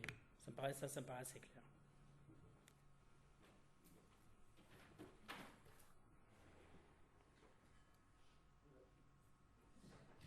Alors, je vais essayer d'articuler ma question. C'est un peu compliqué. Du coup, là, dans la mobilisation, en ce moment, moi, j'entends une des solutions aux retraites. Il y a le nom de Bernard Arnault qui commence à sortir avec ses 100 milliards. Donc là, il y a peut-être éventuellement une solution pour financer nos retraites, chercher l'argent que les bourgeois nous ont volé depuis des années. Voilà. Et la question, ça serait plus en relation avec les Gilets jaunes aussi. Est-ce que la désaffection des partis politiques et des syndicats ne vient pas de leur structure hiérarchique, avec des directions qui prennent des décisions et qui ne vont pas aller dans le sens des adhérents à la base? Et du coup, la lutte des Gilets jaunes s'est un peu auto-organisée de façon partout dans le pays. Ils réclament une démocratie directe. Ne voulait pas de représentants qui négocient avec l'État, donc un peu dans une lutte un peu qu'ils exigent des résultats et pas de négociation. Est-ce que c'est pas un peu une volonté de reprise en main de leur propre vie et de dépasser ces structures hiérarchiques qui ne fonctionnent plus? Alors, je vais d'abord rebondir sur la boutade de Bernard Arnault. Oui, il y a plus simple, il y a à prendre dans les réserves. C'est encore plus simple. Prendre la réserve constituée pour combler un déficit organisé par l'État lui-même. Donc, bon, on est bien d'accord là-dessus. Mais je rebondis surtout pour dire un des éléments moi, qui me frappe dans la dynamique actuelle de la mobilisation, c'est précisément que l'interlocuteur patronal est totalement absent. Et oublié pour partie par la mobilisation syndicale. Alors à Marseille, il y a eu un appel à un rassemblement ultra symbolique devant le siège du MEDEF, mais ça s'est arrêté là. Je dis ça parce que ça, de mon point de vue, ça entretient, c'est pas de manière indirecte, ça entretient l'idée chez tous les salariés, les militants du secteur privé qui se disent à quoi bon se mobiliser, mon employeur n'y est pour rien. Ça entretient l'idée qu'il ne sert à rien d'impliquer le patronat dans ce genre de mobilisation, puisqu'on ne discute jamais, puisqu'on ne pointe jamais dans la mobilisation les responsabilités du patronat. Alors même que l'on pourrait dire on pourrait imaginer que mobiliser les salariés, y compris dans les... Alors en plus, moi, ce terme de secteur stratégique, je trouve qu'il devient très piégeux maintenant dans les débats avec cette idée. Donc il faudrait plus faire grève que dans le secteur stratégique. Mais c'est quoi un secteur stratégique? L'énergie, on voit que c'est ultra compliqué. C'est des secteurs maintenant qui sont avec concurrence, ultra libéralisés. Dans la pétrochimie, ils ont mis tout en place tout un système qui, avec les réserves de pétrole, pour rebondir sur la première question qui m'a été posée, le patronat est organisé, y compris dans ces secteurs, avec une manœuvre de réserve. À la RATP, ils avaient formé des cadres depuis 2 ans pour apprendre à conduire les métros, etc. etc. Donc, on ne peut pas se dire, y compris dans ces secteurs, il y a des obstacles maintenant nouveaux à la capacité à bloquer, comme on bloquait, moi j'entends bloquer l'économie, ça me paraît irréaliste en fait aujourd'hui. Pour le coup, on est vraiment dans l'incantation là. Je pense que ça paraît très compliqué. Dans le même temps, dire qu'il faut se contenter des secteurs stratégiques, ça revient à déresponsabiliser pour moi l'acteur employeur. C'est-à-dire qu'on pourrait tout à fait imaginer que si des organisations syndicales étaient parvenues ou parvenaient, moi je ne veux pas enterrer la mobilisation, à créer des mouvements de grève, y compris dans le secteur privé, peut-être que ça inciterait le MEDEF et les autres organisations employeurs à s'impliquer dans la réforme, quitte à en demander le retrait parce que ça les perturbe trop. C'est effectivement ce qu'on a dit tout à l'heure, enfin dans le précédent débat, ce qu'on a entendu, le patronat des ports qui commence à dire, là ça nous coûte énormément, il faut que le gouvernement trouve une solution. Et peut-être que si on avait une pression patronale qui s'exerçait en plus de la pression du Conseil d'État, en plus de la pression syndicale, peut-être que là, du coup, ça changerait un petit peu la configuration du rapport de force. Donc, je ne sais pas, symboliquement et sémantiquement et du point de vue de communication, je vois l'intérêt qu'il y a à cibler Bernard Arnault, mais je pense que c'est le patronat de manière plus générale, enfin en tout cas c'est l'acteur patronal qu'il faut impliquer d'une manière ou d'une autre, ou en tout cas qu'il faut contraindre à s'impliquer dans la mobilisation. Alors, concernant les gilets jaunes, la critique de la bureaucratie syndicale, oui, elle existe, elle est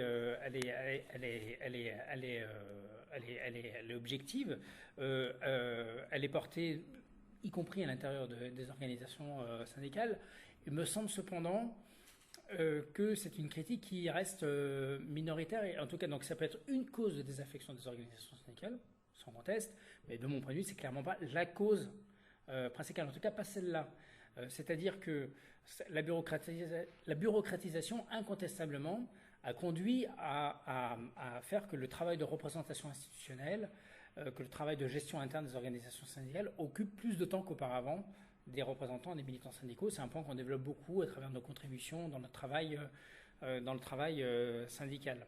Et que cette institutionnalisation du syndicalisme, elle conduit inévitablement à créer une distance à la fois objective et subjective entre représentants syndicaux et salariés. Objective parce que ils sont détachés pour beaucoup de leur activité de travail, et la mise en place du CSE va aller en accélérant puisqu'il y a moins de représentants du personnel, mais à titre individuel qui auront plus d'ordres de délégation. Donc l'objectif clair du patronat et du gouvernement, c'est de faire des professionnels du syndicalisme. C'est l'objectif recherché, avec l'idée que ça sera plus facile de négocier, de trouver des compromis avec des professionnels du syndicalisme.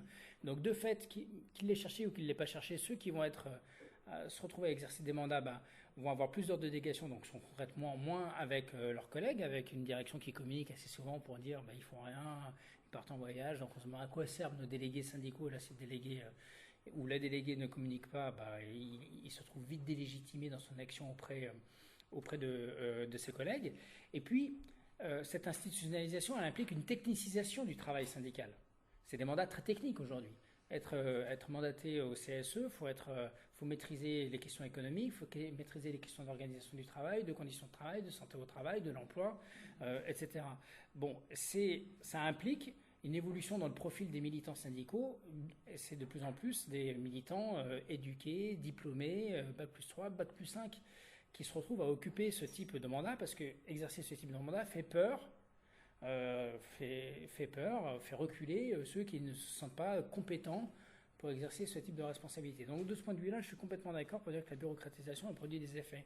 En revanche, sur le mode de fonctionnement interne, si je prends les salariés des Gilets jaunes, parmi les salariés, j'allais dire ordinaires des Gilets jaunes, donc je ne parle pas des militants reconvertis, c'est d'abord des salariés qui, pour la plupart d'entre eux, enfin Malélie, tu peux sans doute apporter plus d'éléments là-dessus, croisent jamais de syndicats sur leur lieu de travail.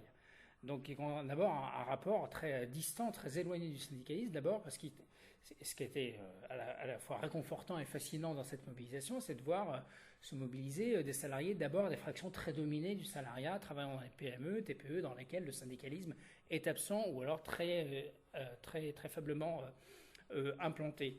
Donc, quand je parlais de défiance tout à l'heure, c'est d'abord que moi, pour les militants jaunes, les militants gilets jaunes, voilà, que le peu que j'ai rencontré, j'ai pas fait encore beaucoup de terrain, mais ce qui me semble percevoir, c'est d'abord que ce sont des salariés ou des citoyens qui méconnaissent en fait les modalités de fonctionnement de l'univers syndical, et qui, alors là je suis d'accord, se heurte du coup à une bureaucratie, à des modes de fonctionnement très organisés, très structurés.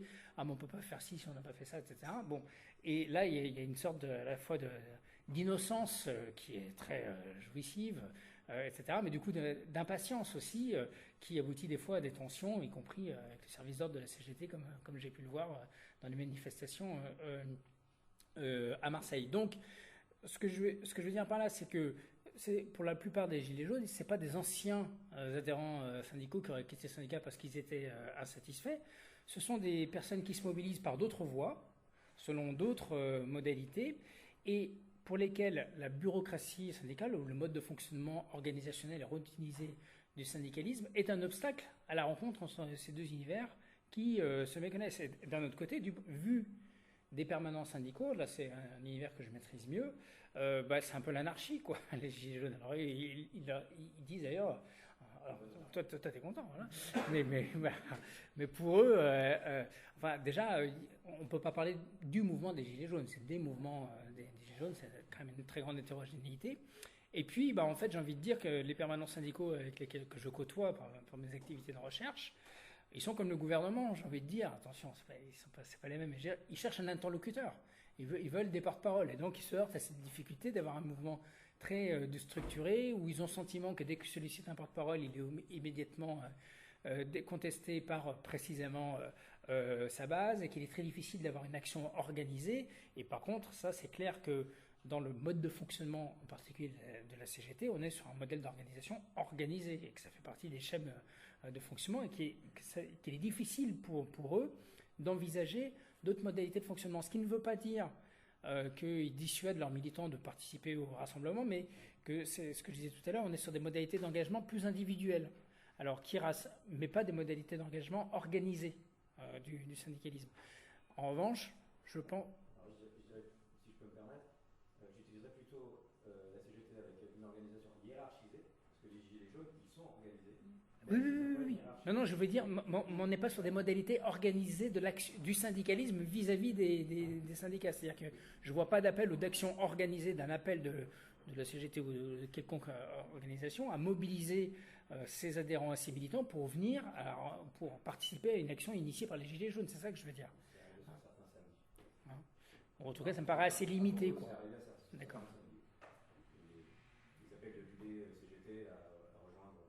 Voilà, mais alors du coup, la question que je me pose, c'est plutôt un chantier de recherche que j'ouvre, c'est parce qu'il y a eu cet appel aussi dans les Bouches-du-Rhône.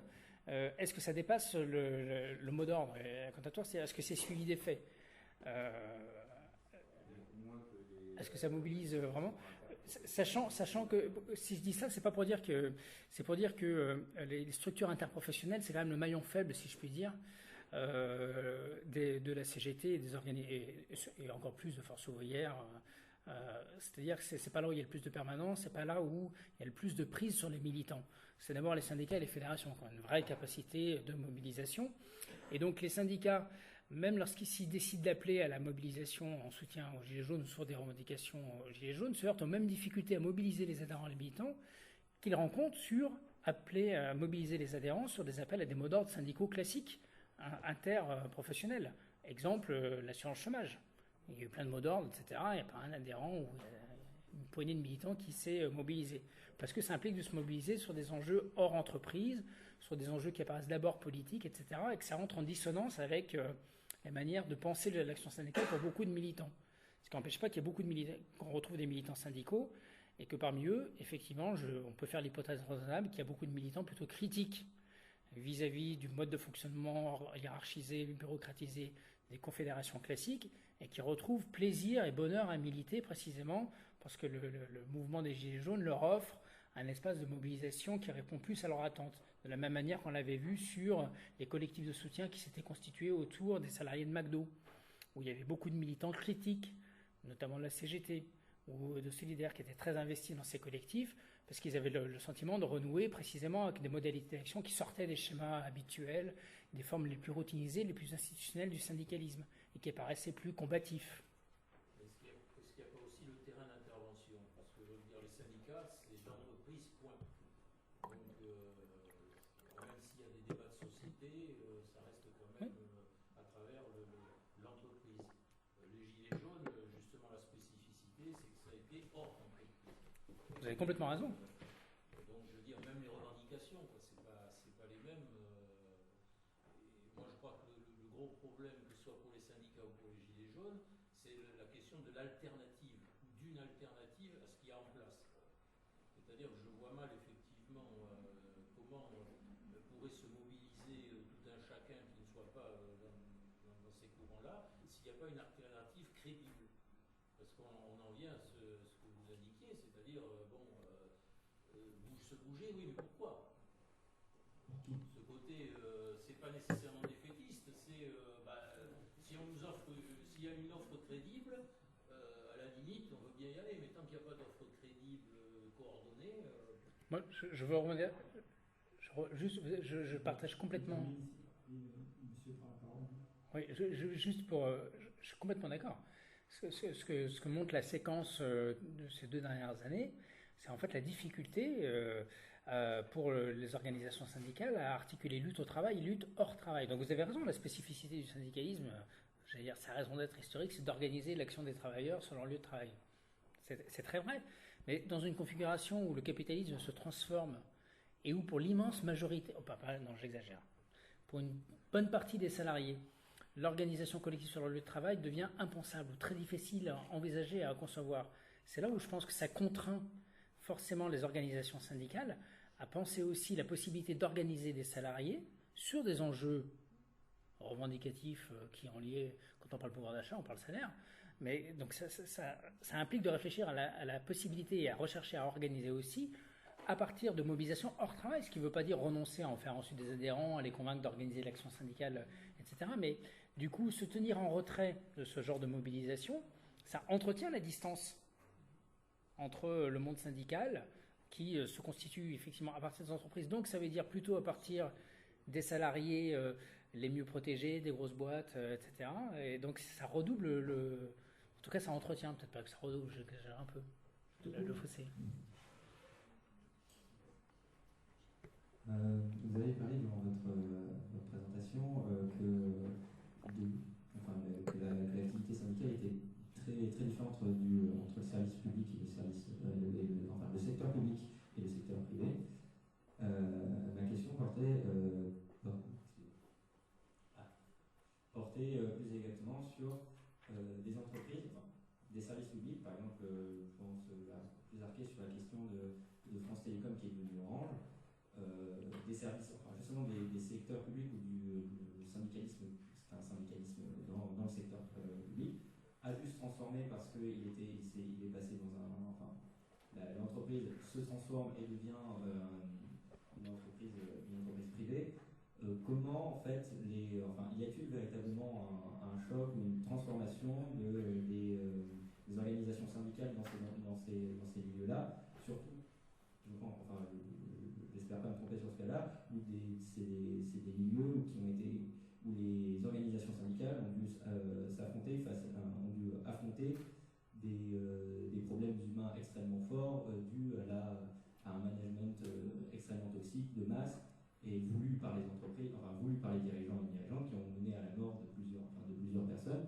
Comment, est-ce qu'il y a il y a dû y avoir une remise en question, mais est-ce qu'il y a une remise en question? Est-ce qu'il y a un changement d'action? Est-ce qu'il y a un changement de communication, d'organisation par rapport, ou du moins de communication avec les employés qui travaillaient avec eux? Merci pour votre question. Alors, vous avez un numéro de Sociologie du travail qui a été consacré à cette question sur le syndicalisme confronté aux transformations du secteur public. Cette revue, c'est pas une bonne revue, elle n'est pas accessible directement en ligne. Bon. Alors d'abord, merci d'abord de cette question et ça permet de rappeler qu'effectivement, même si les ressources à la disposition des organisations syndicales dans le public par rapport au privé restent très largement supérieures, le secteur public n'est pas exempt des transformations lourdes de l'économie de marché et du capitalisme. Et notamment du développement de l'emploi précaire. C'est un point qu'on cite très peu. Le secteur public et la fonction publique en particulier ne se limitent pas à des agents statutaires de la fonction publique, loin s'en faut. L'immense majorité des recrutements maintenant se fait sur la base contractuelle et de contrats précaires. J'ai même des collègues mon laboratoire d'économie de sociologie du travail à Aix-en-Provence, comme ça j'aurais tout cité, qui s'apprête à sortir une enquête pour montrer que le taux de précaire est sans doute plus élevé aujourd'hui dans la fonction publique que dans les entreprises privées. Donc c'est un point important qui sape pour partie la capacité de mobilisation des organisations syndicales. Sur l'exemple plus spécifique d'Orange, je trouve que j'ai enquêté un petit peu là-dessus. Donc, comme vous l'avez rappelé, c'est anciennement France Télécom. Donc, il se maintient un ancrage syndical hérité de cette période fonction publique. Et précisément, le procès auquel on a assisté il y a un mois ou deux, il y a un peu plus d'un mois, et la dénonciation du management par la pression organisée par la direction n'aurait pas été possible sans cette présence syndicale. Un des éléments qui fait, d'une manière tout à fait objective, vous savez qu'un des arguments développés et encore utilisé par la direction à l'occasion de ce procès, c'est de dire en fait il n'y a aucun problème chez Orange, on est dans la moyenne des suicides des autres entreprises. Ce qui est factuellement vrai. Donc c'est pour dire que ce qui a permis, heureusement, de faire valoir les problèmes objectifs et de dénoncer ces problèmes objectifs managériaux et organisationnels chez Orange, c'est pas le taux anormalement élevé de suicide. Heureusement, il n'a pas fallu attendre ça. C'est qu'il y a des organisations syndicales, la CGT, Solidaire en particulier, Force ouvrière dans certains établissements, qui ont mis en place en particulier un observatoire du stress qui a permis de recenser, de collectiviser les informations relatives aux salariés qui s'étaient suicidés et de faire valoir que ce n'étaient pas des problèmes individuels, mais que dans plein de cas, les salariés mettaient en cause directement l'organisation du travail, les mobilités forcées en particulier qu'ils avaient subies. Donc pour dire, typiquement, voilà un exemple quand même, la maltraitance, les souffrances morales, elles existent dans beaucoup d'entreprises privées. Si elles ont été connues, si elles ont fait l'objet d'une mobilisation et d'une attention médiatique chez Orange, c'est à la fois parce que c'est une entreprise qu'on connaît, donc ça fait sens souvent, voilà, donc ils sont très sensibles à la médiatisation, et puis aussi parce qu'il y a des organisations syndicales capables de les poser. Ceci étant, au moment où il y avait cette dénonciation publique, une des enquêtes que j'ai menées dans un centre d'appel à Annecy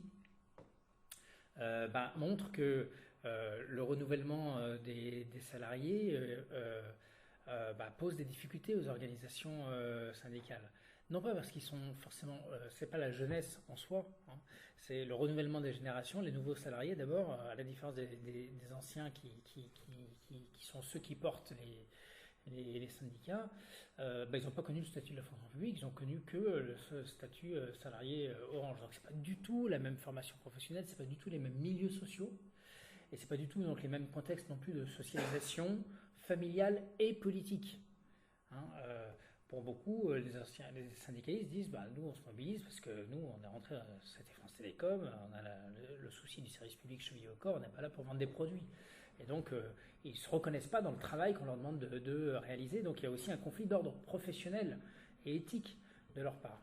Ce conflit professionnel et éthique, il se retrouve beaucoup moins, il se retrouve pour partie, donc il ne faut pas opposer mécaniquement la génération, mais il se retrouve beaucoup moins parmi la jeune génération parce que elle est rentrée, d'abord, elle n'a pas la nostalgie, si je puis dire, ou elle n'a pas connu l'âge d'or du statut de la fonction publique, donc elle ne voit pas, elle, de conflit professionnel entre ce qu'on lui demandait de faire avant, enfin, elle fait ce qu'on lui a toujours demandé de faire, et pour beaucoup, ils sortent de BTS, d'IUT, d'écoles de commerce, et c'est là où les effets de formation jouent, c'est-à-dire qu'eux, ils ont totalement intégré, lorsqu'ils arrivent dans cette entreprise, que oui, une entreprise, c'est fait pour vendre du produit, donc il faut vendre du produit. Donc ils ne voient pas de problème, entre guillemets, à ça. Et puis, par ailleurs, ils ont aussi beaucoup plus de compétences techniques. Vous savez qu'un des problèmes, un des malaises qui était beaucoup évoqué par les salariés, c'est qu'on changeait en permanence les outils, l'offre, etc. Et donc il y avait une ancienne génération, qui était aussi en difficulté technique, objectivement, pour apprivoiser tous les nouveaux outils techniques qui leur étaient demandés de maîtriser, etc., etc. Cette nouvelle génération, elle a moins de soucis. Elle en a, parce que le système d'information tombe tout le temps en panne, les systèmes d'informatique tombent tout le temps en panne. Donc, quand vous avez un client en appel, quand on vous demande d'en faire 10 dans l'heure, que votre informatique tombe en panne, que vous soyez doué ou pas doué, techniquement, si votre bécane tombe en panne, vous ne pouvez rien faire. Mais ils en ont moins. Et là-dessus, ça pose des difficultés pour les organisations syndicales, parce qu'il y a un conflit, un désajustement entre la manière dont beaucoup de syndicalistes se projettent dans le métier, dans le travail, et la manière dont ces jeunes salariés le font. Mais attention, je ne veux pas dire, et qu'il ne se passe rien au niveau de la nouvelle génération. Encore une fois, précisément, je trouve que le conflit des retraites met sur le devant de la scène une nouvelle génération de syndicalistes qui montre bien qu'il faut vraiment se méfier beaucoup de ces grands discours qui consistent à dire c'était mieux avant, la nouvelle génération est beaucoup plus utilitariste, individualiste. C'est beaucoup plus complexe que ça. Simplement, la nouvelle génération, ce qui freine son engagement dans l'action syndicale, c'est deux éléments importants. Le contexte de socialisation professionnelle n'a rien à voir. L'entrée sur le marché du travail, elle se fait par la précarité, pour l'immense majorité d'entre nous, j'ai envie de dire. On est tous passés par là, y compris dans l'enseignement et dans la recherche, ce qui n'était pas du tout le cas auparavant. Donc l'entrée dans le syndicalisme se fait de manière beaucoup plus tardive aujourd'hui, parce que la stabilisation dans l'emploi se fait de manière beaucoup plus tardive. On rentre dans les syndicats aujourd'hui, lorsqu'on y rentre, c'est plutôt dans les 35 ans. Donc toutes les statistiques, on nous dit il n'y a pas de syndiqués chez les moins de 25 ans. Bah oui, ils sont soit étudiants, soit précaires sur le marché du travail. Donc oui, ils ne sont pas adhérents à aucune des confédérations. C'est logique. Hein. Donc l'adhésion, elle se fait, mais plus tard, pas chez tous, hein, ce n'est pas des adhésions de masse. Il ne faut pas non plus passer du coq à l'âne, mais elle se fait plus tard lorsqu'on est stabilisé dans l'emploi et lorsqu'on a rencontré des militants syndicaux et que finalement on découvre le syndicalisme. Et le deuxième point important, c'est que le contexte de socialisation politique, on y revient, de la nouvelle génération n'est pas celui de la génération qui a aujourd'hui 50, 60 ans, qui a pu être aussi socialisée politiquement au syndicalisme, et donc qui, pour une partie d'entre eux, l'entrée dans le syndical se faisait naturellement, ça allait de soi, parce qu'on était socialisé politiquement, et qu'un des premiers gestes que l'on faisait lorsqu'on était recruté en CDI avec les perspectives d'un emploi à vie, c'était d'adhérer au syndicat. Alors là, effectivement, ce schéma d'adhésion se perd, y compris dans des entreprises comme la SNCF ou EDF. Est-ce que je peux te couper? Bien sûr. Parce que je vais prendre une dernière question et essaye de faire une réponse un peu concise, s'il te plaît, parce qu'on a des impératifs pour... Ouais. Bonsoir. Je voulais dire un petit mot par rapport aux alternatives. Personnellement, je ne suis pas du tout d'accord. Les gens qui disent qu'il n'y a pas d'alternative. Bien sûr qu'il y a des alternatives. Déjà, l'intersyndicale, en fait,